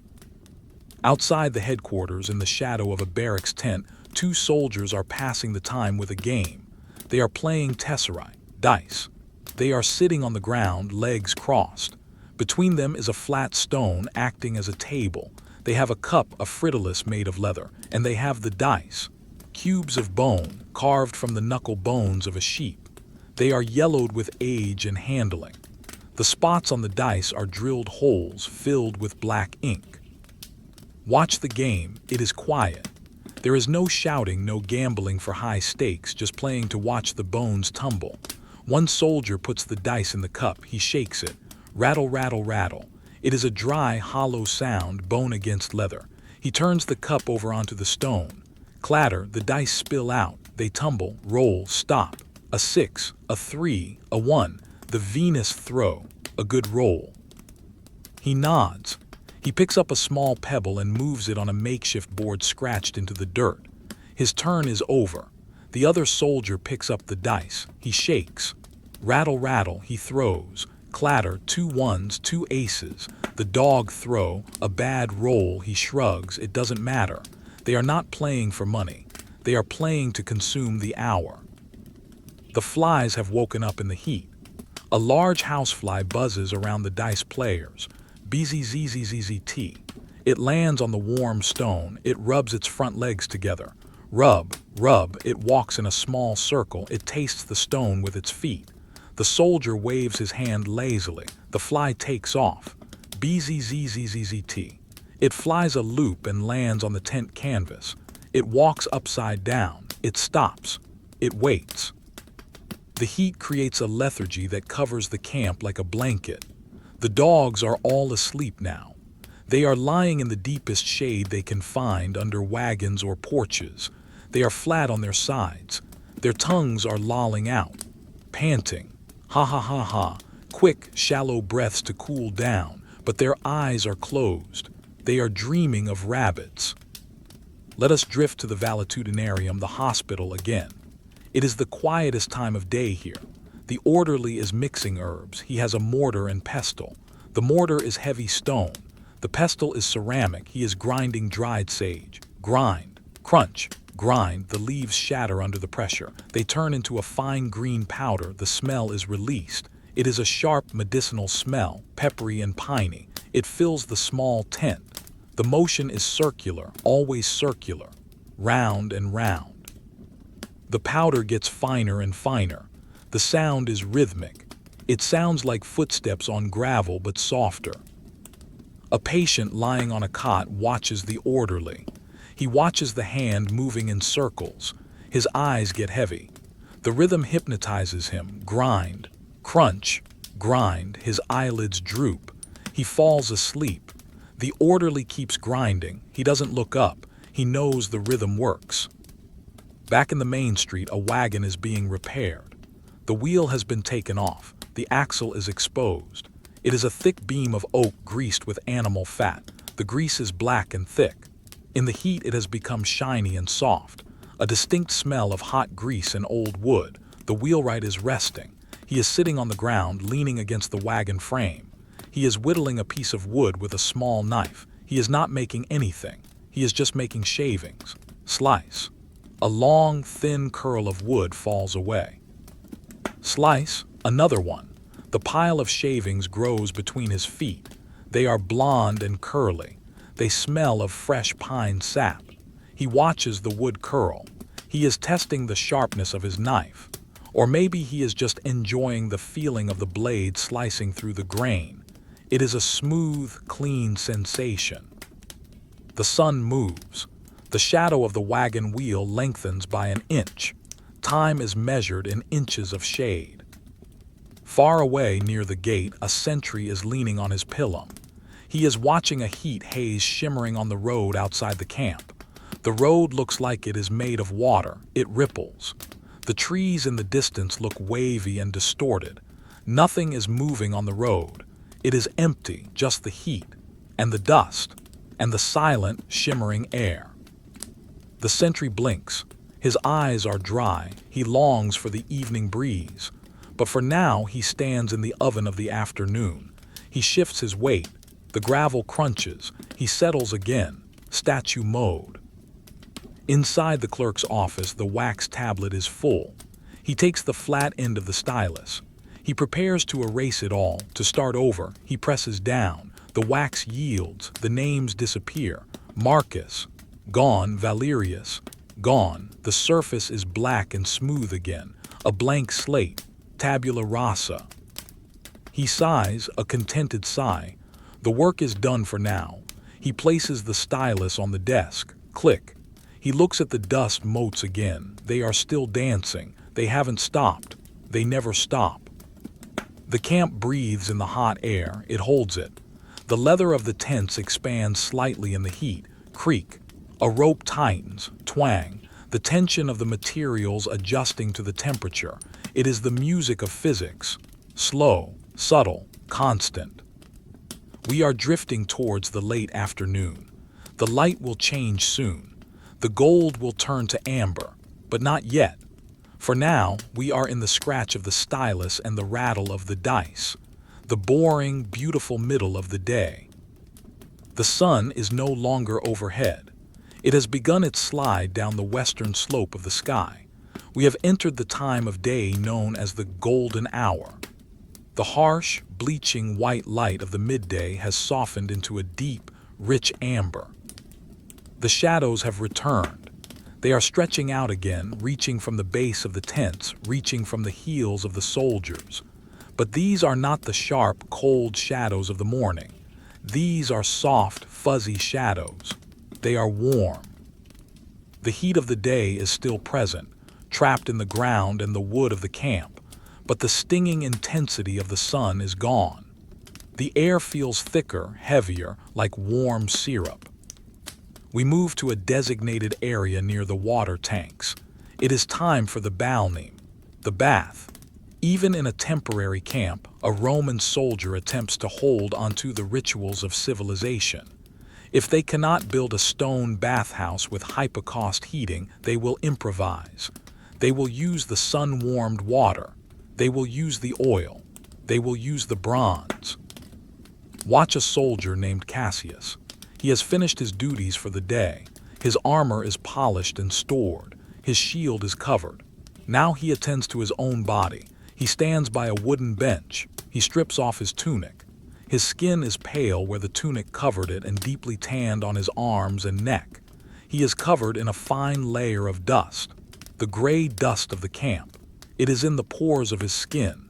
It coats the hair on his arms. He reaches for his ampulla. This is a small, round flask made of glass or bronze. It hangs from a leather strap on his wrist. It contains olive oil, not the expensive oil for salads.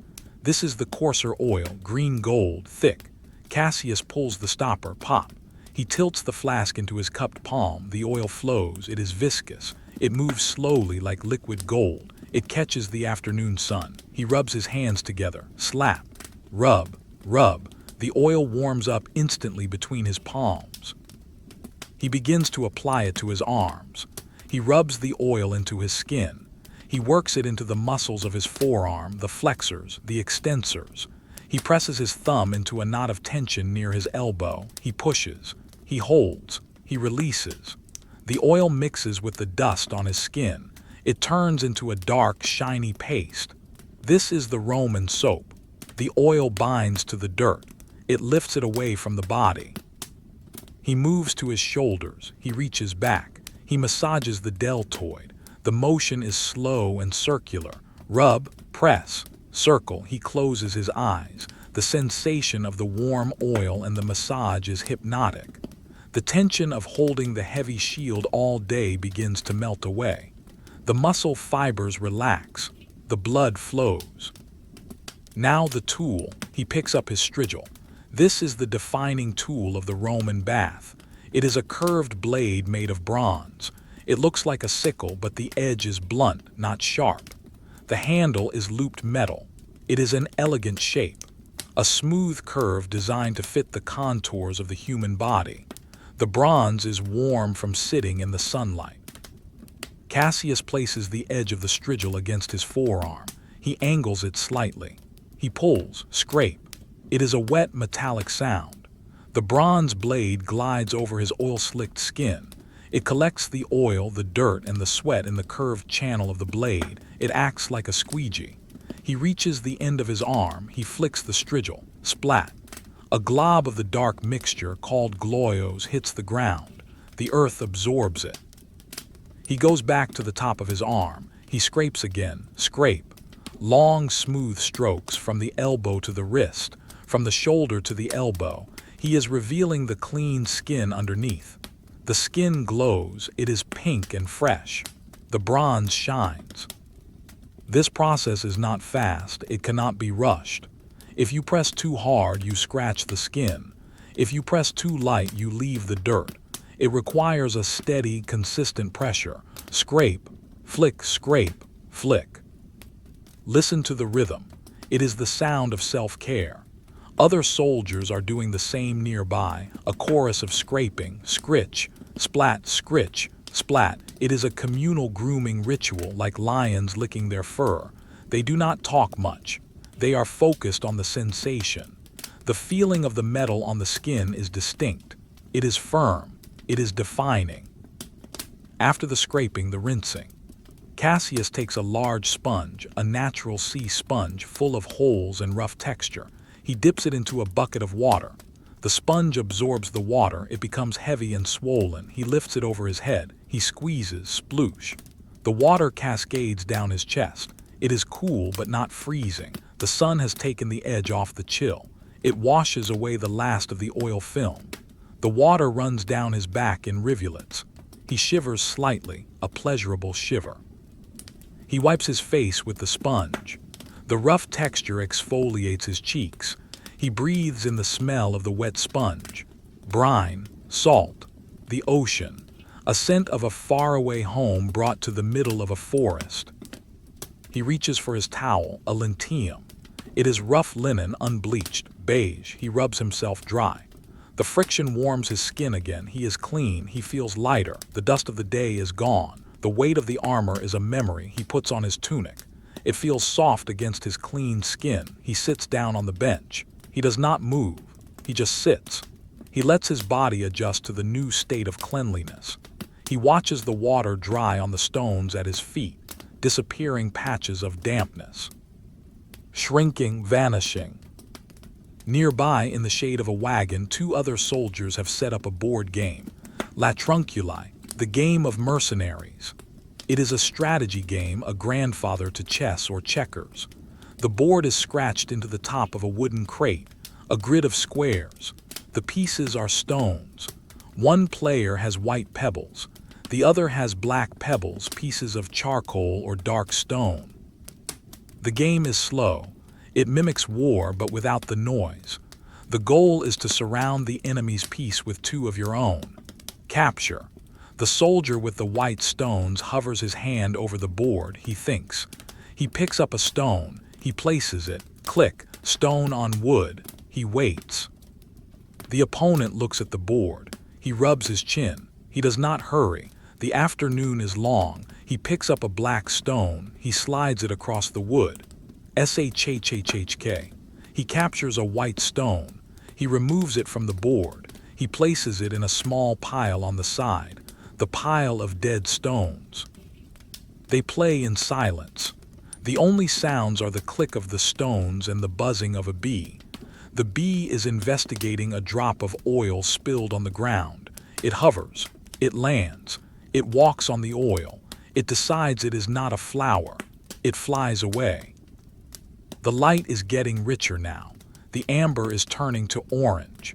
The sun is beginning to touch the tops of the trees in the west. The rays of light are coming in horizontal. They illuminate the dust hanging in the air. The air looks like it is filled with gold dust. Everything glows. The leather of the tents glows. The skin of the soldiers glows. The mane of a horse glows. Let us look at the horses again. The evening routine for the animals is beginning. The feeding. A cart moves slowly down the line. Soldiers are tossing hay. Swish. Thump. Bundles of dried grass landing on the ground. The smell of the hay is intensified by the warmth of the evening. Sweet. Earthy. Dry. The horses lower their heads. Crunch. Crunch. Crunch. The sound of 100 horses chewing. It is a rhythmic, grinding sound. It is the sound of contentment. A horse chewing hay is a horse at peace. A groom is picking out a horse's hoof. He lifts the leg. He holds the hoof between his knees. He uses a metal pick. He scrapes out the dirt and stones packed into the frog of the hoof. Scrape. Tap. A stone falls out. He checks the shoe. Iron shoe on hoof. It is solid. He lowers the leg. The horse stamps its foot. Thud. Comfortable again. The atmosphere in the camp is decomposing. The rigid structure of the day is dissolving into the softer structure of the evening. The urgency is gone. The drill is over. The march is done. Now there is only the body and its needs: food, cleanliness, rest. Cassius, clean and oiled, leans back against the wooden wall of the wash area. He looks at his hands. He turns them over. He looks at the lines on his palms, the life line, the heart line. They are clean. The dirt is gone from the creases. He flexes his fingers. Open, close, open, close. He watches the tendons move under the skin. It is a simple biological machine. He is grateful for his hands. They held the shield. They held the sword. Now they hold nothing. They are resting. A gentle breeze picks up. It comes from the east, blowing towards the setting sun. It carries the scent of the cooling earth. It ruffles the drying tunic of a soldier. Flap, flap, gentle, rhythmic. The golden hour is almost over. The sun is sinking deeper into the trees. The light is about to change again, from gold to the blue of twilight, but not just yet. For a few more minutes, the world is suspended in this perfect, warm, honey-colored light. It is a moment to savor, to just be. The soldier with the black stones makes a move. Click. He wins the game. The other soldier nods. He does not get angry. He reaches out and sweeps the stones off the board. Rattle. They mix together, white and black. The game is over. They start to set it up again. Why not? There is time. The strigil lies on the bench. The bronze reflects the sunset, a curved line of orange fire. The oil flask sits next to it. The cork is back in. The tools of the bath are at rest. Everything is winding down, slowing, stopping, sleeping. The sun has finally slipped behind the wall of the forest. The source of the light is gone, but the light itself remains for a little while, trapped in the dome of the sky. The golden amber has dissolved into a soft, powdery violet. We are entering the crepusculum, the twilight. The temperature begins to drop immediately. You can feel it on your skin. The warmth of the afternoon evaporates, rising up and away, replaced by the creeping coolness of the earth. The air becomes still again. The breeze that blew during the sunset dies down, leaving a vacuum of silence that is slowly filled by the sounds of the evening. It is time for cena, the main meal of the day. For the Roman soldier, this is not a banquet, it is a refueling. But it is also the most social time of the day, the time when the unit of 8 men, the contubernium, reassembles around the hearth. Let us watch the fire pit outside Marcus's tent. The fire has burned down to a bed of white ash during the heat of the day. Marcus approaches it. He kneels on the dirt. He leans forward and blows gently on the ash. Woo!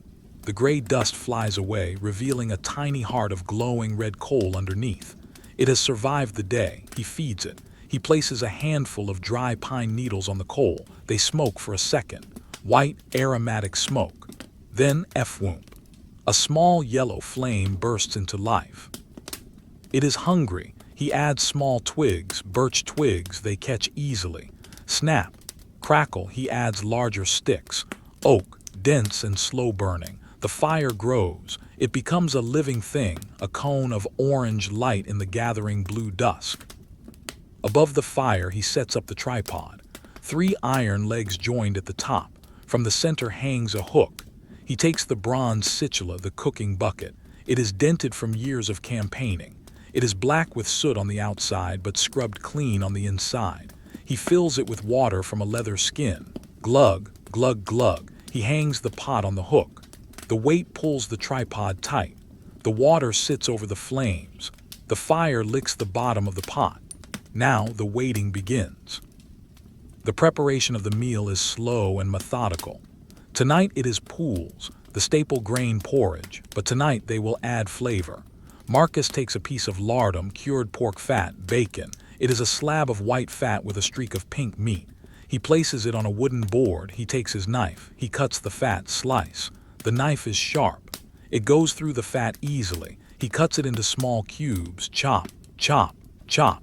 He scrapes the cubes into the pot. Plop. They sink into the water. As the water warms, the fat will render. It will melt, creating a rich, oily broth. Next, the onion. A yellow onion, skin papery and dry. He peels it. The skin crinkles, crinkle. He peels away the layers until he finds the shiny, wet bulb underneath. He slices it. The smell of the raw onion is sharp. It cuts through the smell of the wood smoke. It brings tears to his eyes, but he doesn't mind. It is a strong, living smell. He drops the onion into the pot. And the garlic, allium. The Romans love garlic. They believe it gives strength and courage. He takes a bulb. He breaks off 3 cloves, snap. He places the flat of his knife blade over a clove. He strikes it with the heel of his hand. Thump. The clove is crushed. The skin splits. He peels it off and drops the crushed garlic into the water. The water is getting hot now. Small bubbles are forming on the bottom of the bronze pot. They cling to the metal. Then one by one they let go and rise to the surface. Bloop. Steam begins to rise. It swirls in the firelight. It smells of rendering pork and onion. A savory, heavy smell that triggers a deep hunger in the stomach. The other men of the tent group are gathering. They have finished their tasks. They bring their stools. They sit in a circle around the fire. They extend their hands towards the flames. The palms of their hands turn orange in the light. They rub their hands together. The fire warms their shins while the cold air touches their backs. It is a contrast that makes the fire feel even more precious. The water reaches a boil, rolling boil. It is a chaotic churning sound, gurgle, hiss, bubble. Marcus takes the bag of ground emmer wheat. He pours it into the pot in a steady stream. Shhhhhhh. He stirs it with a long wooden spoon. He must stir constantly or it will lump, round and round. The spoon scrapes the bottom of the pot. Scrape, swirl, the mixture thickens. It turns from a soup into a porridge. The bubbles become slower, thicker, blup, blup. It is a heavy, volcanic sound. A bubble of steam forces its way through the thick grain and bursts. He adds a pinch of salt. Salt is valuable. He uses it sparingly. He sprinkles it from his fingers, white crystals disappearing into the gray mush. He stirs it in. The conversation is low. There is no need to shout. "Did you fix the strap?" one asks. "Yes, it holds." "Good." A pause. "The wind is from the north tonight. Cold night." "Yes, that is all." They stare into the fire TV. The flames dance and change shape. Blue at the base, orange in the middle, yellow at the tip. Sparks fly up into the darkness. They are tiny shooting stars that live for a second and then turn into gray ash. The meal is ready. Marcus taps the spoon on the rim of the pot. Tap, tap, the signal. The men hold out their wooden bowls. Marcus ladles the hot porridge. It is heavy. It steams aggressively. He fills 8 bowls. He scrapes the pot clean. Nothing is wasted. They eat. There are no forks. They use spoons or pieces of the hard tack bread to scoop it up. The porridge is hot. They blow on it. Woo, woo. They take a small bite. It is bland but savory. The pork fat coats the tongue. The garlic provides a background heat. The grain is filling. It is comfort food. It sits in the stomach like a warm stone. It radiates heat from the inside out. The sounds of eating. The clink of a spoon against a bowl. The chewing, the swallowing, a sigh of satisfaction. Ah, it is a primal scene. Men around a fire sharing food surrounded by darkness. It has happened for 1,000,000 years. It is happening now in the year 115 AD. It is boring and it is vital. The sky is fully dark now. The twilight has gone. The stars have returned. Sirius is twinkling low in the south. The Milky Way is a faint smear of milk spilled across the black table of the sky. The fire is dying down again. The initial burst of cooking energy is over. Now it is just a bed of glowing coals again. The light is dimmer, redder. It illuminates the faces of the men from below, deep shadows in their eye sockets, highlights on their cheekbones. They look like bronze statues themselves. One soldier takes a piece of bread and wipes his bowl clean. He eats the bread. The bowl is empty. He sets it down on the ground. He leans back. He wraps his cloak, his sagum, around his shoulders. The air is definitely colder now. Frost is already thinking about forming on the grass. A sentry walks past on the nearby path. He looks at the fire. He smells the food. He is hungry, but his shift is not over. He keeps walking. His footsteps fade into the darkness. Crunch, crunch, crunch. The men do not move to clean up immediately. This is the digestive pause, the postprandial rest. The body is diverting energy to the stomach. The mind slows down. The eyelids get heavy. The hypnotism of the glowing coals takes over. Look at the coal. Deep inside the pile there is a cavern of intense heat. It pulses. It glows bright yellow, then fades to orange as a draft of air passes over it. It looks like a landscape on another planet, a landscape of fire. Ash forms on the surface of the wood, gray, feathery ash. It falls off in flakes, revealing the red heat underneath. It is a slow, destructive beauty. The wood is giving up its stored sunlight from 30 years ago, releasing it back into the Roman night. Marcus picks up a twig. He pokes the fire. He moves a coal closer to the center. Sparks rise, they swirl in the column of hot air. They float up towards the stars. For a moment you cannot tell which is a spark and which is a star.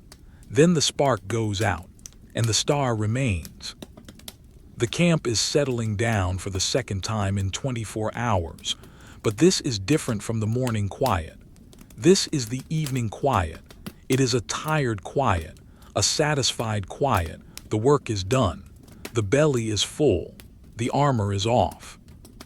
Nearby, someone begins to hum a tune, very softly. It is not a marching song. It is a lullaby. Maybe he is humming it for himself. Maybe he is thinking of his children back home. The sound is fragile in the open air. It drifts for a few feet and then is lost in the vastness of the camp. But for the men in the circle, it is heard. It is a thread of humanity tying them together. The oil lamps in the tents are being lit again. Small dots of yellow light appearing through the leather walls. The camp becomes a city of glowing lanterns. It looks warm. It looks inviting. From the outside in the cold forest, it looks like a swarm of fireflies has landed in the clearing. Marcus stands up, his knees crack. He picks up the cooking pot. He walks to the water barrel. He pours a little water in. He swirls it around. He scrubs it briefly with a handful of sand. He rinses it. He hangs it back on the tripod to dry. The water droplets on the bronze sizzle and evaporate. Hiss. The pot is clean, ready for tomorrow. He returns to the circle. He sits down. He pulls his cloak tighter. He looks at the fire. He blinks. The boredom is absolute. There is nothing to do, no phone to check, no book to read, no TV to watch, just the fire and the night and the wait for sleep. It is a luxury, this boredom. It means they are safe. It means the walls are high. It means the empire is holding. The smoke shifts. It blows into his face. He closes his eyes. He breathes in the wood smoke. It is a smell that will stay in his cloak for weeks. It is the smell of home. Wherever the fire is, that is home. The meal is finished. The fire outside is now just a mound of gray ash with a fading red heart. The men of the contubernium retreat from the cold air back into the shelter of their leather tent. The transition from the outside to the inside is distinct. Outside, the air is crisp, vast, and smells of the forest. Inside, the air is intimate, contained, and smells of leather, wool, and the lingering scent of the day's activities. Before they can sleep, there is one more layer of maintenance to perform, not on the weapons, but on themselves.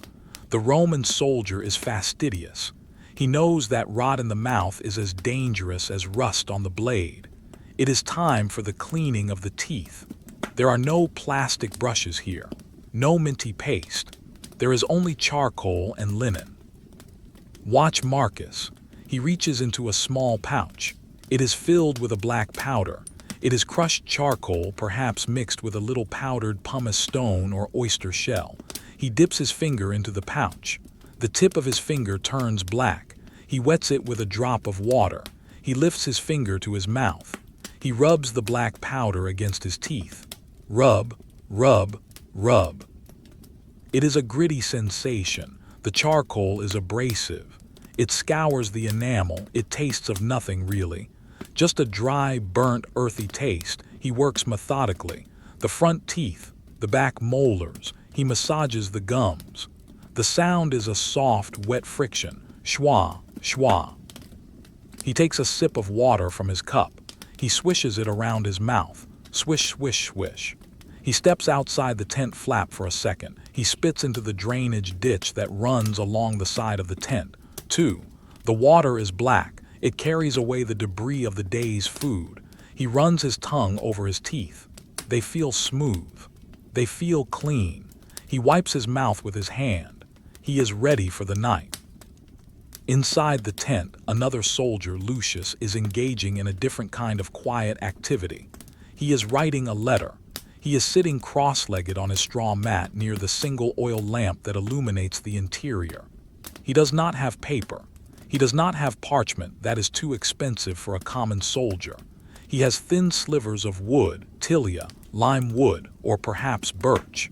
They are cut incredibly thin, like a veneer. They are the size of a postcard. These are the famous writing tablets of the frontier. He has a pen, a calamus. It is a reed sharpened to a split nib. He has an inkwell, a tiny ceramic pot. The ink is atramentum. It is made of soot, carbon, gum arabic, and water. It is blacker than the night. Lucius dips the pen. Dip. He taps the excess ink against the rim of the pot. Tap. He brings the pen to the wood. He writes. The script is cursive Roman. It flows. It is not the block capitals of the monuments. It is the scribbly, fast handwriting of daily life. Squiggle, line, dot. He is writing home to his brother. What does a soldier write about in the quiet of the camp? He does not write about glory. He does not write about the emperor. He writes about the mundane. He writes, I have sent you 2 pairs of socks from the north. He pauses. He dips the pen again. And 2 pairs of undergarments. Scritch, scratch. The reed pen scratches against the grain of the wood. It is a dry, whispering sound. The ink shines wetly on the wood for a moment, then it sinks in. It dries matte black. He writes, send more beer. It is a universal request. He signs his name. He blows on the wood to dry the ink. Huff. He folds the thin wood in half. It is scored down the middle so it bends without breaking. He takes a piece of string. He ties the tablet shut. He writes the address on the outside. He places it in his leather bag. Tomorrow it will go with the courier. Tonight it is a piece of his heart packed away in leather. The oil lamp flickers. The wick is getting long. It is carbonizing at the tip. It produces a thin wisp of black smoke. Marcus notices. He takes a small pair of bronze tweezers from his kit. He reaches into the flame. He pinches the burnt end of the wick. Snip. The flame falters for a microsecond, then flares up brighter and cleaner. The smoke stops. The smell of burnt linen hangs in the air for a moment.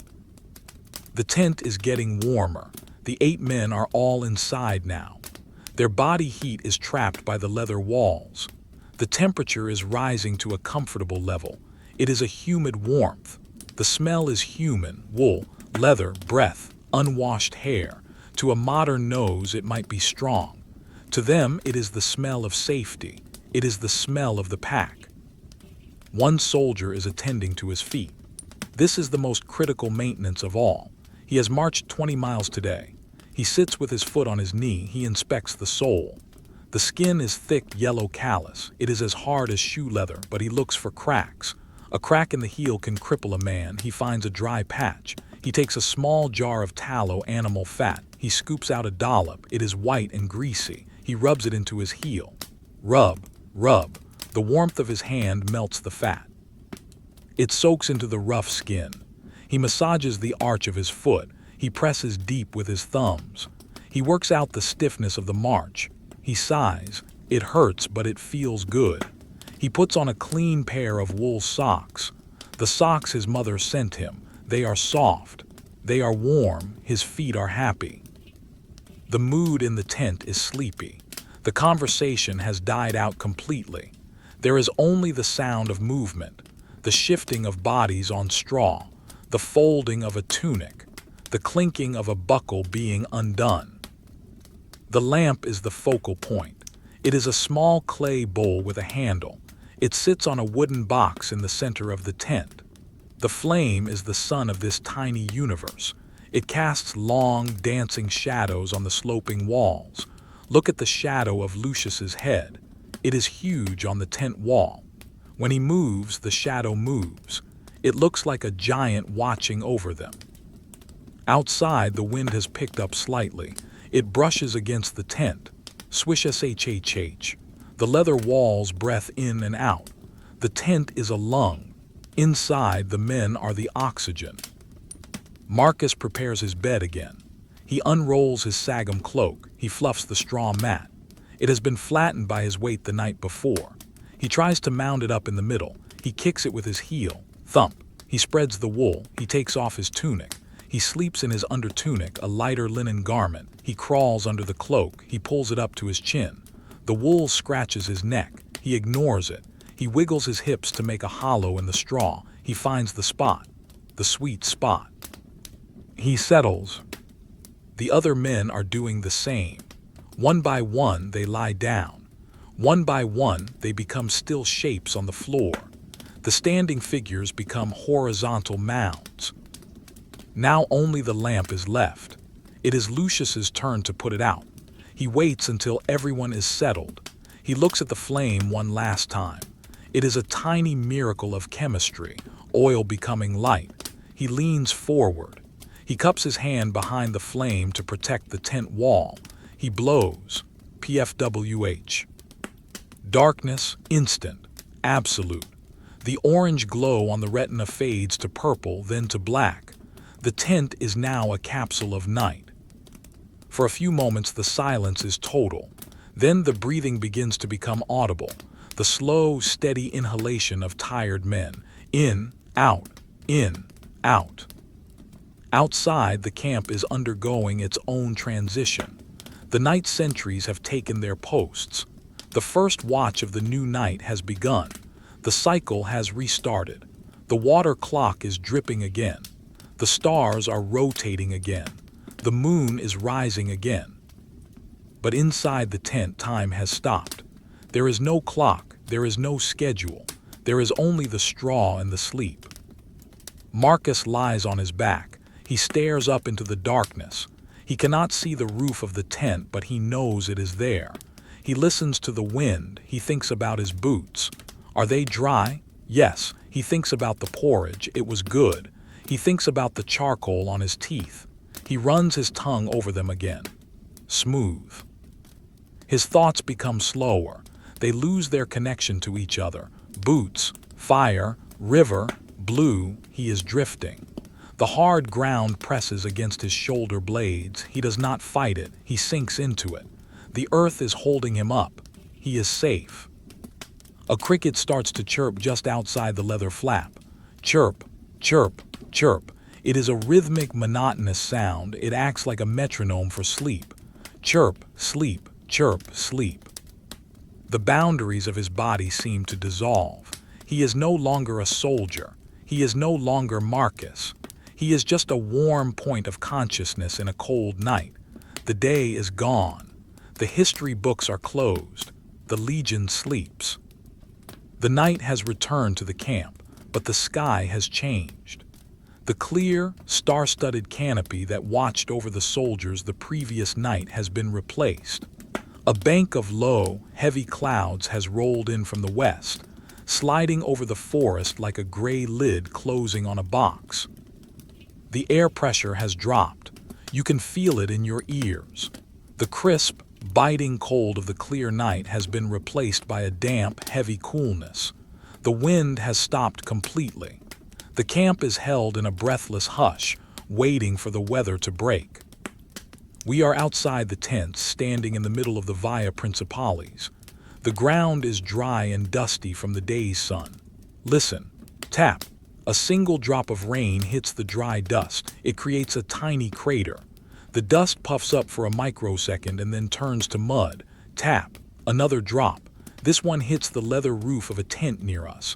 It makes a different sound. A dull, soft thud. Plop. The rain begins not as a storm, but as a hesitation. Tap, tap, plop, tap. It is slow. You can count the drops. The smell of the earth rises instantly. Petrichor. It is the scent of dry soil accepting water. It is a sweet, mineral, dusty smell that hits the back of the throat. It is the smell of relief. Gradually, the rhythm accelerates. The taps become closer together. They overlap. Tap, tap, tap. Plop, plop, plop.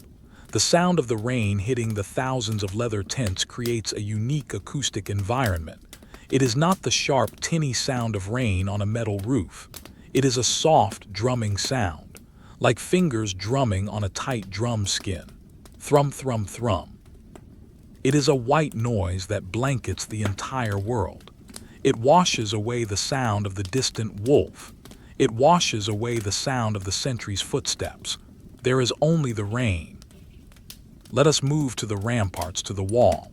The sentry, Gallus, is standing there. He feels the first drops on his face. He does not complain. He is prepared. He reaches back and pulls up the hood of his pinula. The pinula is a specific type of military cloak. It is circular with a hole for the head and a hood attached. It is made of thick, felted wool. Felted wool is a miracle of ancient technology. The fibers have been boiled and beaten until they lock together so tightly that water cannot pass through. Gallus pulls the hood over his helmet. The rain hits the wool. It beads up. Tiny, glistening spheres of water sit on the rough fabric. They roll down his shoulders. They drip off the hem of the cloak. Drip, drip. Gallus is dry inside his wool shell. He creates his own microclimate. He leans against the wooden palisade. The wood is darkening as it gets wet. The rain runs down the vertical logs in meandering streams. He watches a droplet trace a path down a knot in the wood. It moves left. It moves right. It joins another drop. It speeds up. It falls. Down in the ditch, the fossa, the water is collecting. The dry earth at the bottom turns to mud, slick gray clay. The puddles form. Ripples spread across the small pools of water. Ripple, ripple, ripple. The reflection of the gray sky is broken into concentric circles. Let us go inside the tent of the contubernium. The change in sound is dramatic. Outside, the rain is everywhere. Inside, the rain is a sound on the roof. It is a comforting, protective sound. Drum, drum, drum. It emphasizes the separation between in here and out there. In here, it is dry. In here, it is warm. Marcus is awake. He has heard the rain start. He lies on his back, listening. He stares up at the dark leather ceiling. He can tell how hard it is raining by the pitch of the drumming. It is steady.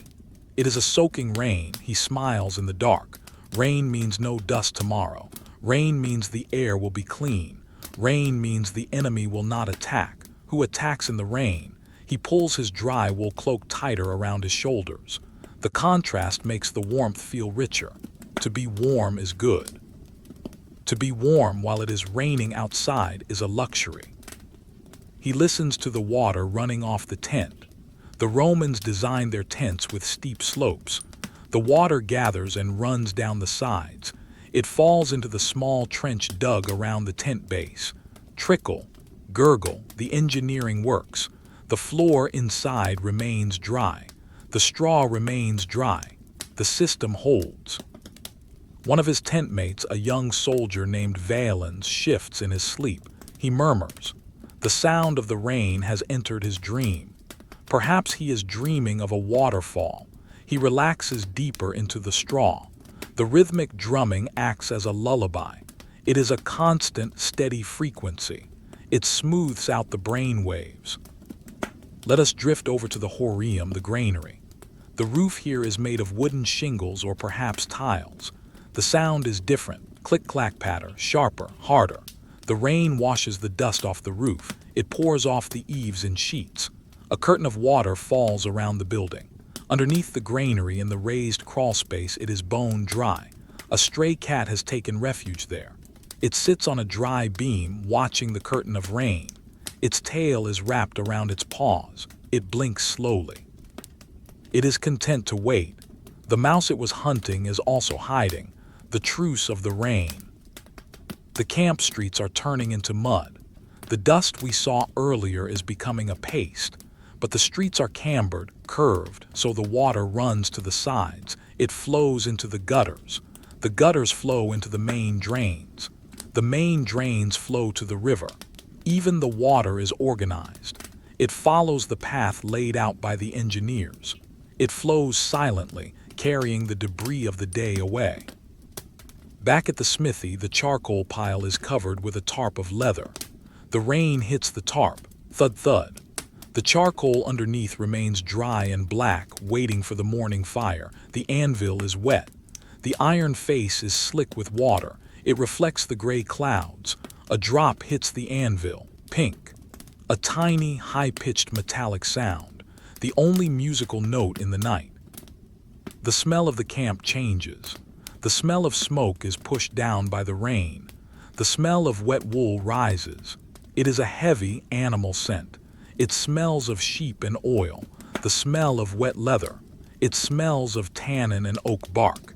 It is a rich, organic bouquet. Let us return to the tent. Condensation is beginning to form on the inside of the leather from the breath of the men and the temperature difference. But the tent is designed for this too. The leather is tanned to breathe slightly, and the slope allows the condensation to run down the walls, missing the sleepers. Marcus watches a single drop of condensation slide down a seam. It catches a tiny glimmer of light from somewhere. It slides down. It disappears into the shadows of the floor. He closes his eyes. The sound of the rain is all-encompassing. It creates a wall of sound that blocks out thoughts. You cannot think clearly when it rains like this. You can only feel, and what you feel is cozy. The straw mat feels softer. The ground feels more solid. The world has shrunk to the size of the tent. He listens to his own breathing. It syncs with the rain. Inhale, patter patter. Exhale, patter patter. His heart rate slows down. The rain is washing away the tension. It is washing away the miles of the march. It is washing away the weight of the armor. Outside, the sentry Gallus tips his head forward. The water runs off the brim of his helmet. It creates a small waterfall in front of his face. He watches the water fall. He is not cold. The wool works. He is a dry island in a wet sea.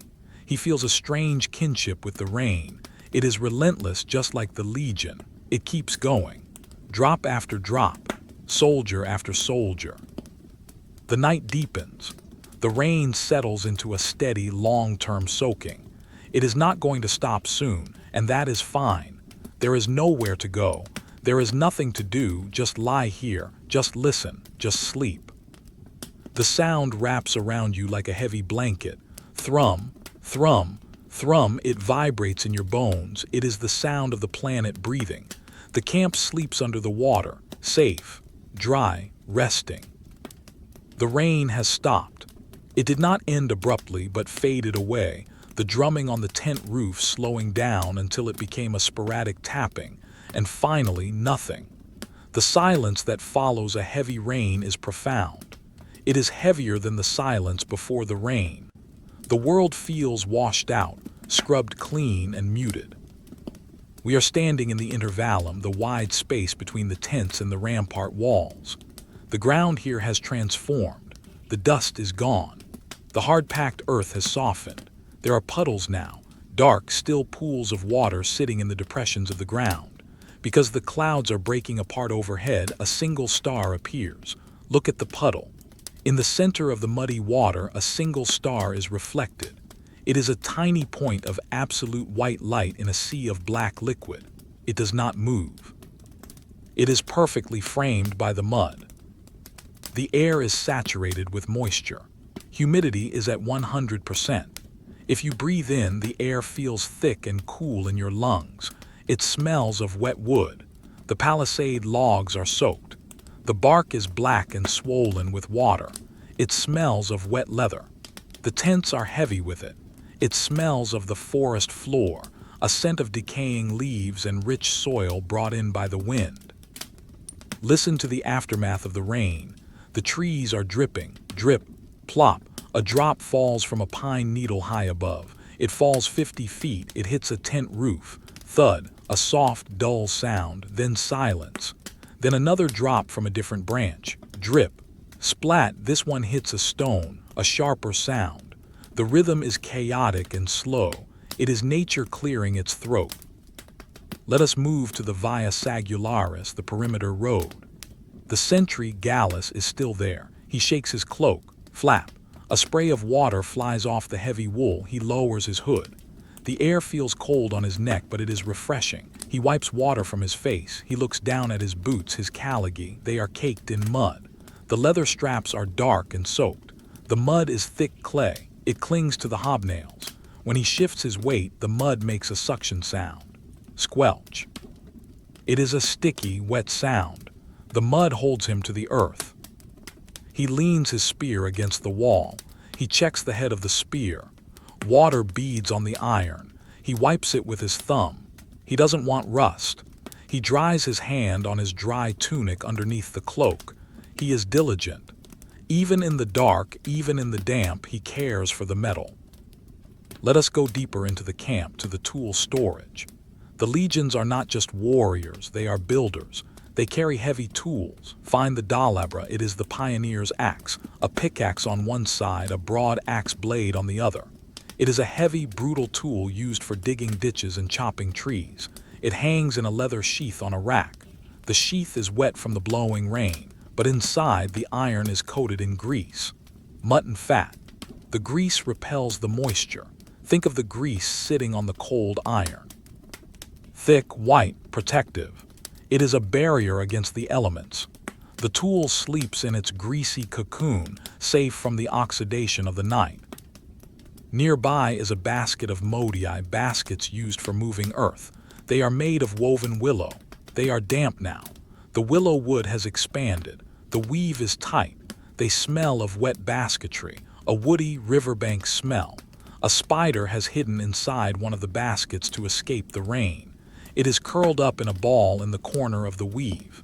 It is waiting for the sun to dry its world. It does not move. It is patient. We return to the tent of Marcus. The atmosphere inside has changed. The humidity has entered. The air feels closer, denser. The leather walls are cool to the touch. If you pressed your cheek against the inside of the tent, it would feel like pressing against a cool window pane. Marcus is in a deep sleep. The sound of the rain lulled him, and now the silence holds him. He is dreaming. His dream is boring, which is a blessing.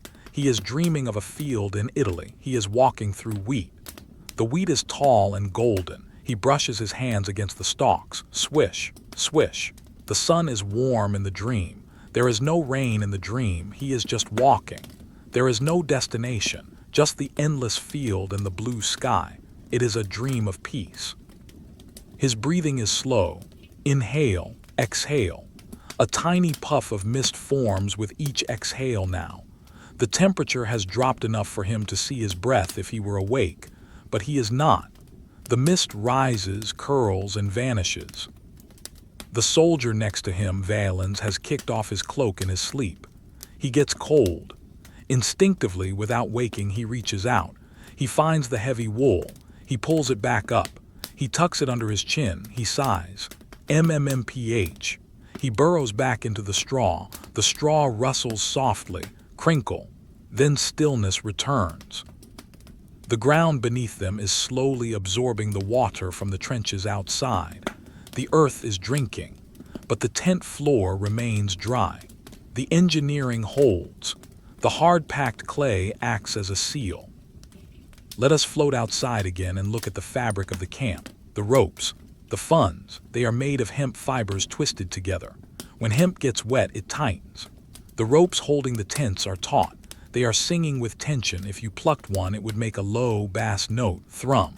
They are holding the leather skins tight against the wooden poles. The water drips off the ropes. It runs down the spiral of the twist like a tiny aqueduct. It reaches the peg in the ground. It soaks into the soil. The camp is a machine of textures. Wet wood, wet wool, wet leather, wet iron, wet stone. Each material reacts to the rain in its own way. The wood swells, the wool felts, the leather darkens, the iron resists, the stone glistens. In the center of the camp, near the commander's tent, there is a paved area. Flat stones, they are slick and shiny. They reflect the breaking clouds. The clouds are moving fast now, driven by a high-altitude wind we cannot feel down here. Gray shapes scudding across the sky, revealing the moon, then hiding it, revealing, hiding. It creates a strobe effect of light and shadow on the wet stones. Light, dark, slow and hypnotic. A rat scampers across the wet stones. It slips slightly, skitter. It regains its balance. It runs to the shelter of the granary. Its fur is spiky and wet. It shakes itself like a dog. A tiny spray of water flies off. It disappears into a hole. The stones are empty again. The silence is thick. It is a physical presence. It wraps around the tents. It muffles the world. There are no birds singing yet, no wolves howling, no insects chirping. The rain has silenced the crickets. There is only the drip, drip, drip. Let us go to the Via di Cumana, the rear gate. The view here looks out over the supply road. The road is a river of mud. Deep ruts from the wagon wheels are filled with water. They look like two long silver ribbons stretching into the darkness. The forest on either side is a wall of dripping blackness. It looks impenetrable, ancient, quiet. The sentry here is leaning against the gatepost. He is listening to the forest. He hears a branch snap, crack. It echoes in the wet air. He does not move. It was just a branch heavy with water giving way, gravity, nothing more. He relaxes. He watches a droplet of water fall from the rim of his shield. It falls in slow motion. It hits the mud near his boot. It merges with the earth. The dampness seeps into everything. But the Roman soldier is used to it. He knows that tomorrow the sun will return. He knows the mud will dry. He knows the dust will return. It is a cycle, dry, wet, just like the marching, left, right, left, right. The water clock in the headquarters is the only thing moving with purpose. The level is dropping, drip. Inside the clock, the water is not affected by the rain outside. It is a closed system. It measures the time of the empire regardless of the weather. The night is passing, segment by segment, drop by drop. Back in the tent, Marcus rolls over. He faces away from the center.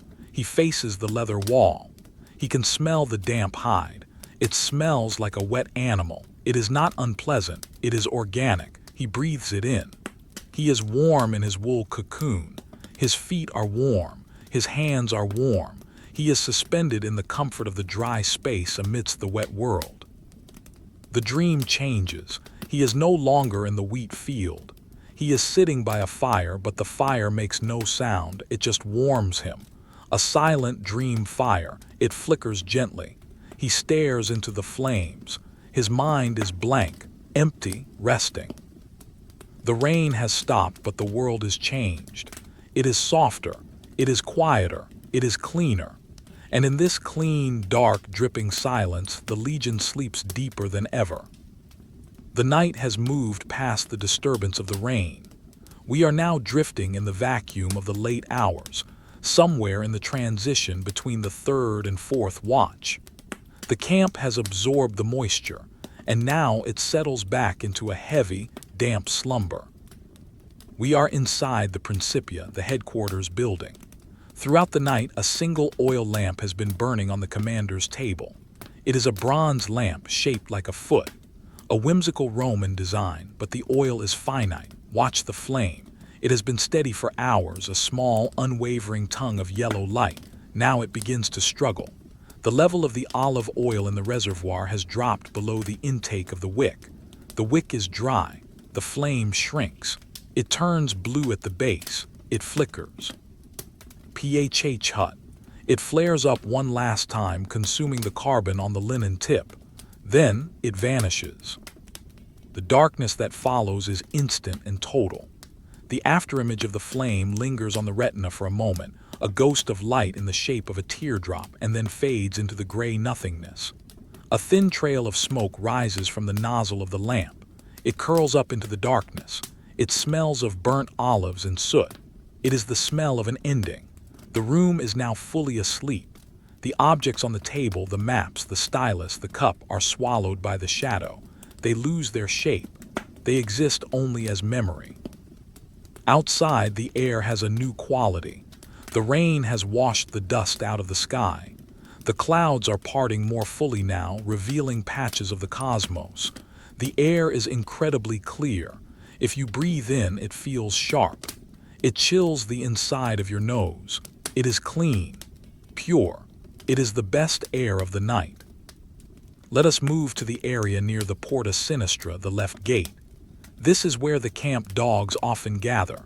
The Roman army uses dogs, Molossians, huge, muscular beasts used for guarding and sometimes for war. But tonight they are not at war. They are at rest. Find a dog named Cerberus. He is a massive creature with a heavy head and a thick, brindle coat. He is lying on a bed of dry bracken near the gatehouse. He is curled into a tight ball. His nose is tucked under his tail to keep it warm. He is a circle of fur. Listen to the dog sleep. It is a deep, rhythmic sound, HRRRM, PFFF, HRRRM, PFFF. Occasionally he sighs, a long, shuddering exhale that vibrates his whole body. It is a sigh of absolute comfort. His paws twitch. He is dreaming. Perhaps he is chasing a deer in the forest. His legs move slightly, running in place on the bed of ferns. Twitch, twitch. A small whimper escapes his throat. Wah! Then he settles again. The smell of the wet dog is strong here. Musk, fur, damp earth. It is a pungent, living smell. It reminds you that this camp is an ecosystem. Men, horses, mules, dogs, all breathing together, all sleeping together. Zoom in on the dog's coat. The coarse outer hairs are damp from the earlier rain, but push past them in your mind. Underneath, the dense undercoat is dry and warm. It traps the body heat. It is a natural insulation system perfected by evolution over thousands of years. A flea navigates the forest of fur. It crawls slowly near the skin. It is warm there. It stops. It waits. Even the parasite is resting. Nearby, the sentry at the gate shifts his weight. The leather of his armor is stiff from the cold and damp. Creak. The sound is loud in the silence. The dog's ear swivels, just one ear. It rotates towards the sound. It listens. It identifies the sound. Friendly, leather, sentry. The ear rotates back. The dog does not wake.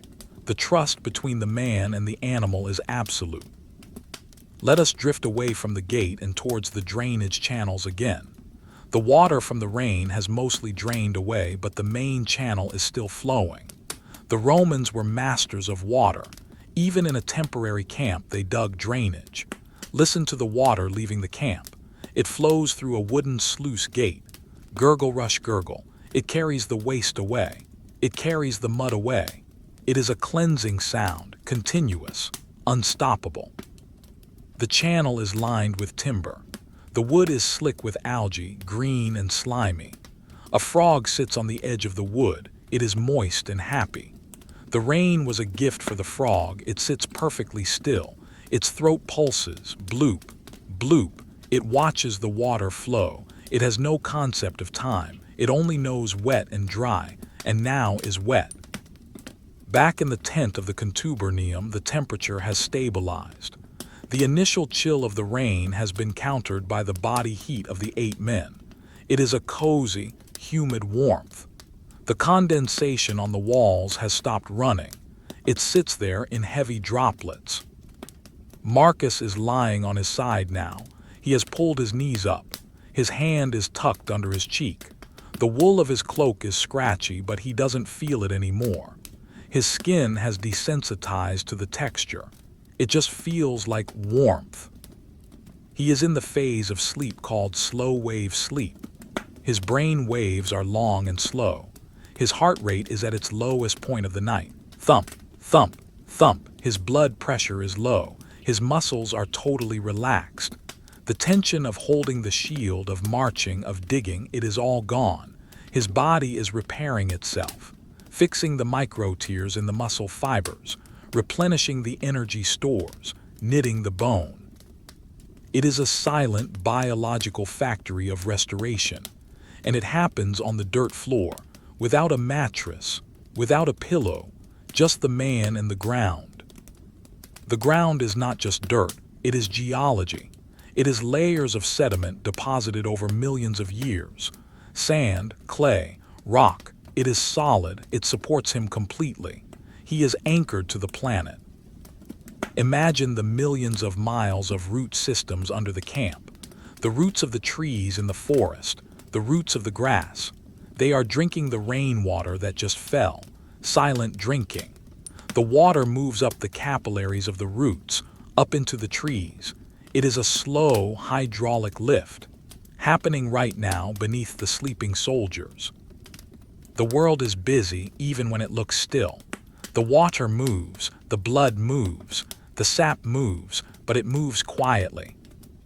Let us look at the pilum, the spear, leaning against the tent pole inside. The iron tip is heavy. It is pointing up towards the roof. It catches no light, for there is no light, but it is there, a tool of war resting. The wood of the shaft is warm because it is inside the tent. It has absorbed the ambient heat. It is room temperature wood. If you touched it, it would feel smooth and dry. A spider has spun a single thread from the spear tip to the tent pole, a bridge of silk. It is invisible in the dark. It is fragile. One movement will break it.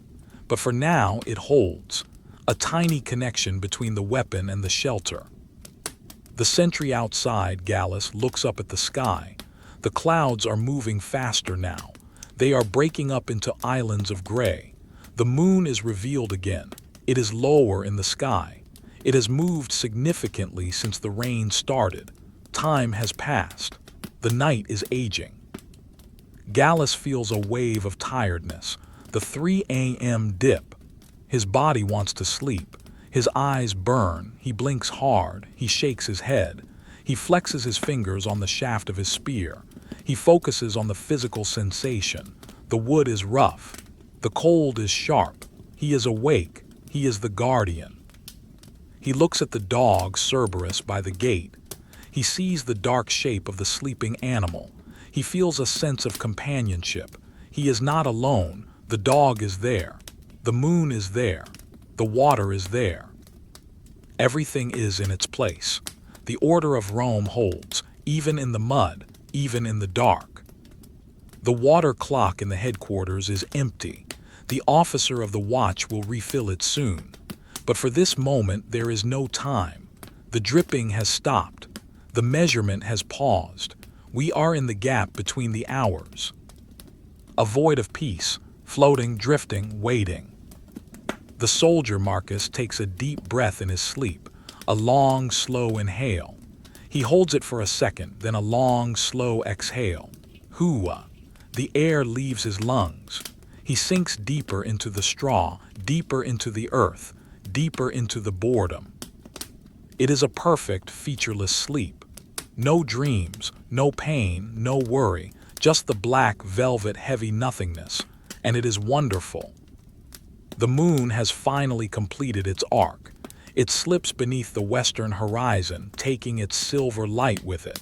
The camp is plunged into the true dark. This is the Nox Profunda, the deep night, the time between the setting of the moon and the first hint of the sun. The shadows are gone because there is no light to cast them. There is only a uniform, heavy blackness. It is a sensory deprivation tank built of air and night. The sentries on the wall can no longer see the tree line. They can only hear.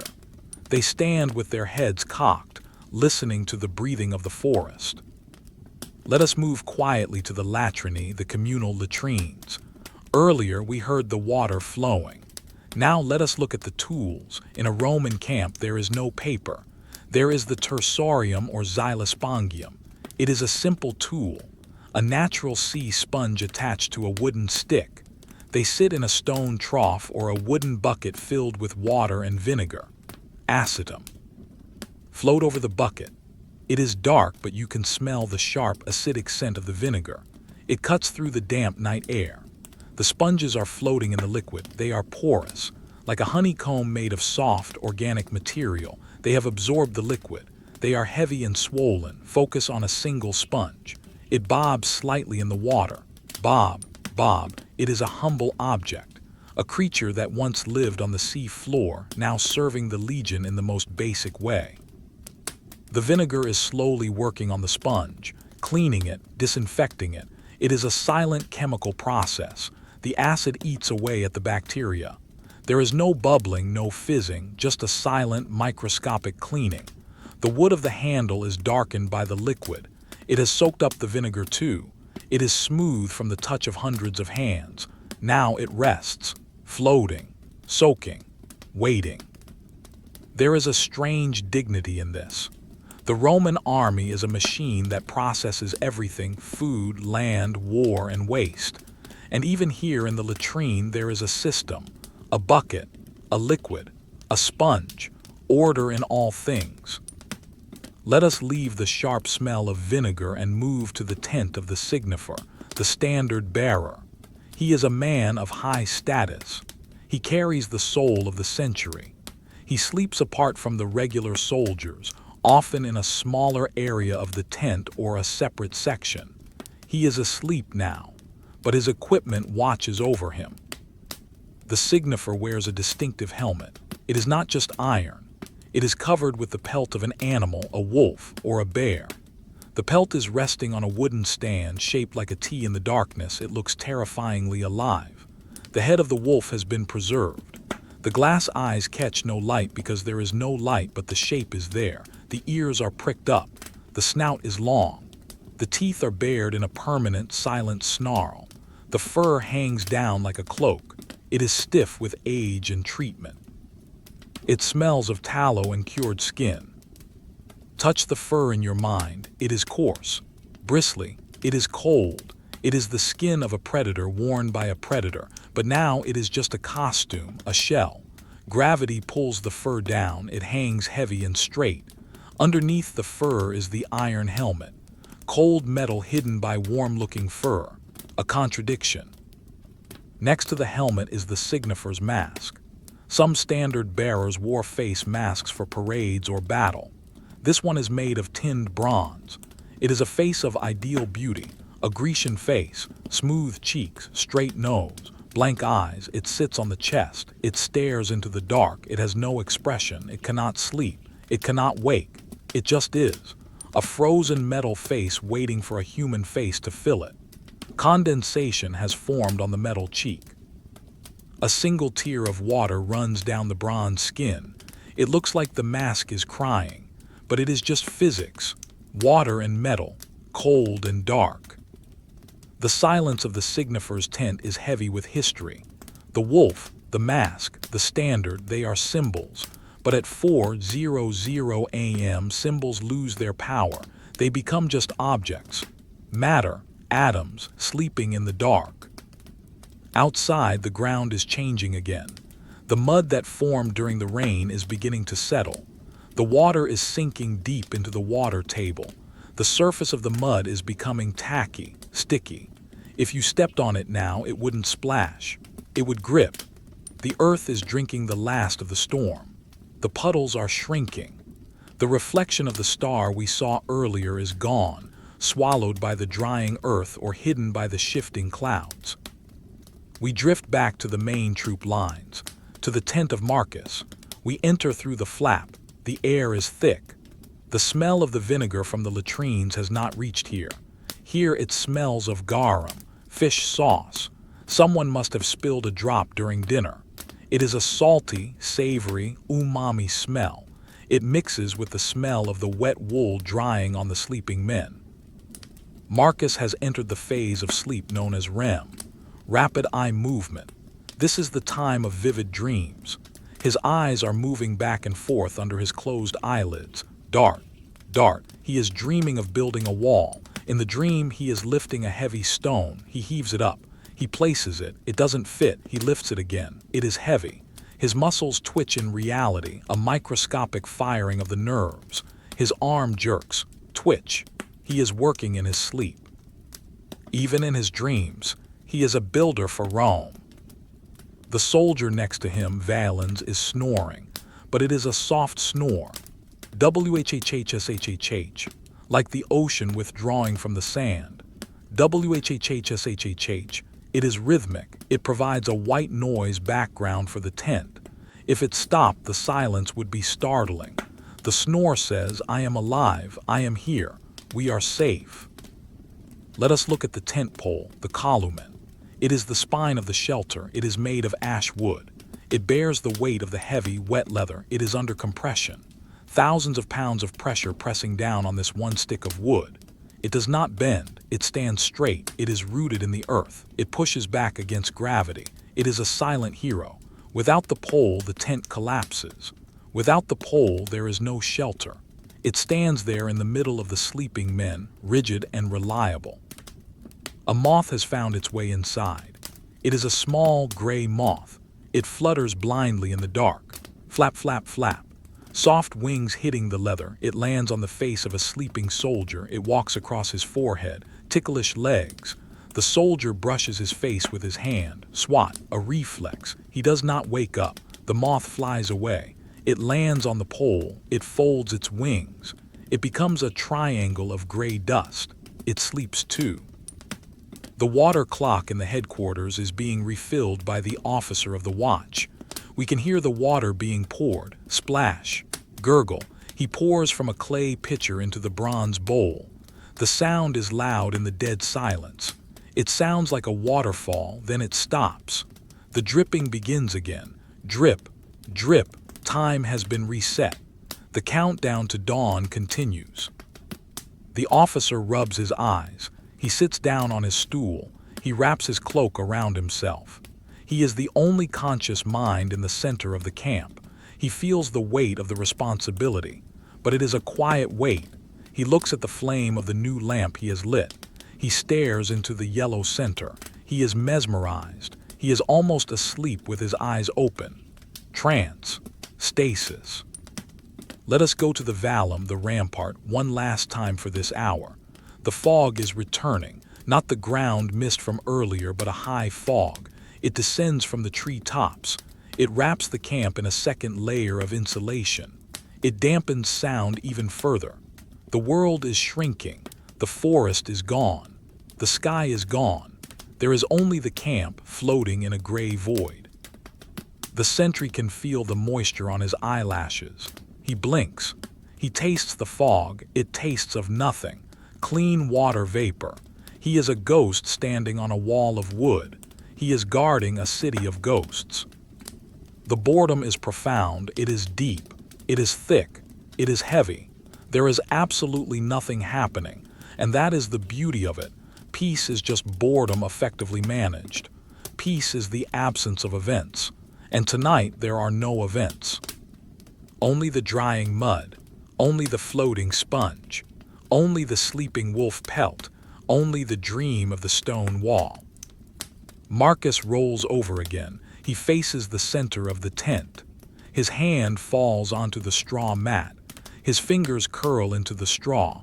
He holds onto the earth. He is grounded. He is home. The night stretches out, elastic, infinite, quiet.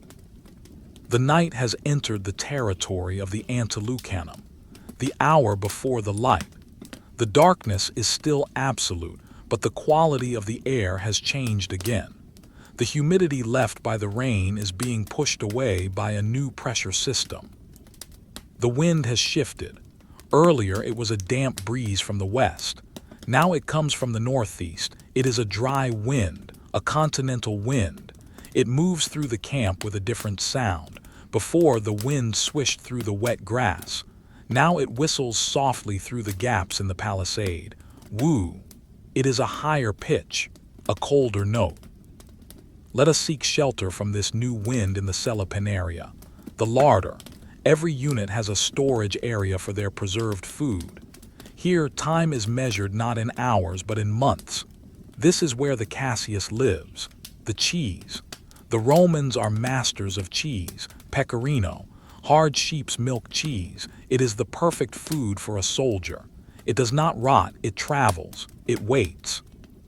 Look at the wheels of cheese stacked on the wooden shelves. They are round, heavy discs. The rind is thick and yellow, almost brown. It looks like polished wood. It has been rubbed with olive oil and vinegar to seal it.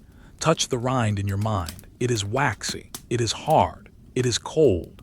These wheels have been aging for 6 months. Inside the rind, the cheese is crystallizing.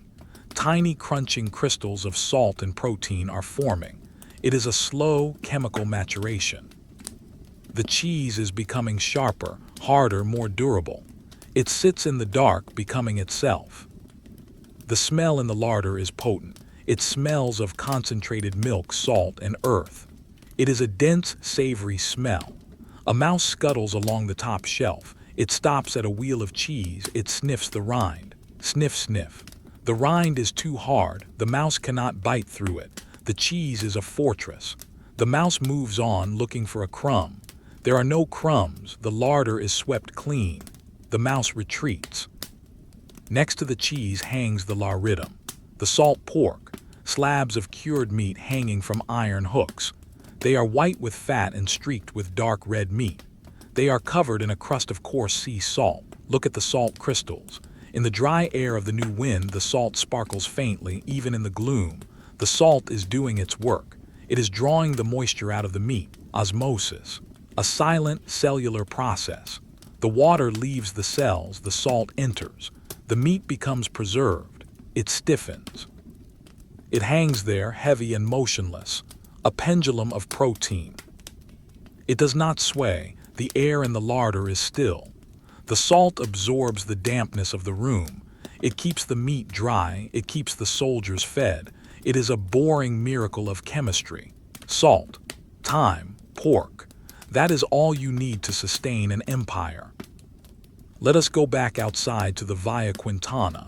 The new wind is drying the mud. The tacky mud from an hour ago is now developing a crust. The surface is turning a lighter shade of gray. If you stepped on it now, the crust would break, crackle, but no one steps on it. The street is empty. The wind catches the corner of a tent flap. Flap, flap, flap. It is a rapid staccato sound. Inside the tent, the noise disturbs a sleeper. He groans. MMMPH.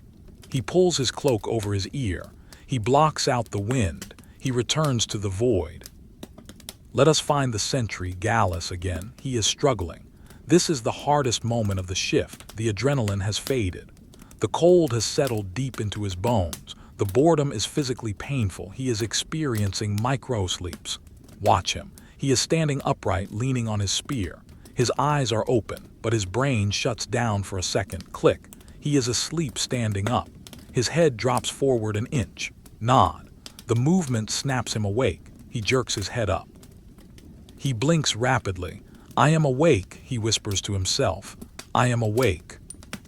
He looks left, nothing. He looks right, nothing, just the palisade, just the fog, just the night. He shifts his grip on the spear. His fingers are stiff. He wiggles them. 1, 2, 3, 4, 5. He counts them to make sure they are still there. He longs for the dawn. He longs for the cup of hot pasca, but he must wait. The sun moves at its own speed. It cannot be hurried by the wishes of a tired man. Gallus looks at the moon again. It is sinking fast now. It is entangled in the branches of the distant trees. It looks like a coin caught in a net. It is pale and ghostly. It casts long, distorted shadows through the forest. The trees look like skeletal fingers reaching for the sky, but Gallus is not afraid of ghosts. He is afraid of falling asleep. He bites the inside of his cheek. The sharp pain wakes him up, a trick of the trade. He stands straighter. He resumes his watch. Back in the tent of Marcus, the air is getting colder again. The northeast wind is stealing the heat. It finds the tiny gaps in the leather lacing. A draft enters. It is a thin stream of cold air. It snakes across the floor.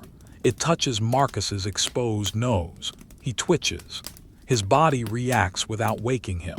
He buries his face deeper into the crook of his arm. He preserves his warmth. The straw mat beneath him has settled completely. It is no longer a fluffy pile. It is a compressed layer. It has taken the shape of his hip and shoulder. It is a custom-fit bed made of grass and gravity. He is heavy. His limbs feel like lead. If you tried to lift his arm, it would be dead weight. He is in the deepest paralysis of sleep, the atonia. His brain has disconnected the motor neurons so he doesn't act out his dreams. He is a statue made of flesh. The dream shifts. He is no longer by the silent fire. He is standing on a bridge, a stone bridge over a calm river. He is looking down at the water. The water is flowing slowly, green and deep. He drops a pebble, plop, ripples. He watches the ripples expand. They touch the bank. They bounce back. interference patterns, geometry in water. It is a silent, peaceful dream of physics. Outside, a badger is moving along the perimeter of the camp. It is a nocturnal forager. It waddles, its claws click on a stone. Click, click. It sniffs the base of the wooden wall. It smells the cheese in the larder. It stops. It considers digging. It scratches the earth. Scritch, scratch. The ground is too hard. The wood is too thick. The badger gives up. It waddles on, disappearing into the tall grass. The camp is impregnable even to badgers. The silence returns, but it is a different silence than the rain silence. It is a dry, brittle silence. The air is tense. It is the silence of things waiting to snap. A twig snaps in the forest. Crack. Loud, sharp. Then nothing. The water clock is the only constant. The officer refills it again. He pours carefully. He watches the water rise to the line marked XI. The 11th hour of the night. We are getting close. The cycle is almost complete. The officer dips his finger in the water bowl. He touches his eyelids with the cold water. He sighs. He looks at the empty chair across the room. He imagines his replacement walking through the door, but the door is closed. The chair is empty. He is alone with the time. Let us go to the fabricy workshops one last time. The tools are cold. The anvil is dry now, the wind having evaporated the rain. It is a matte gray block. A spider has spun a web between the hammer handle and the wall, a perfect orb web. It catches the faint starlight. It is a masterpiece of engineering built in an hour to last a night. The spider sits in the center, head down, waiting, just like the century, just like the cheese, just like the empire. Everything is waiting. The potential energy is high. The kinetic energy is low. Marcus breathes out. Who? The sound is soft like a bellows gently closing. He is recharging. The night is his ally. It gives him the strength to march tomorrow. It gives him the strength to dig, to build, to fight, but mostly just to walk and walk and walk. For now, he does not have to walk. He only has to lie on the straw and let the earth hold him. The wind whistles again. Woo, a lonely sound, but the tent holds. The leather holds, the sleep holds.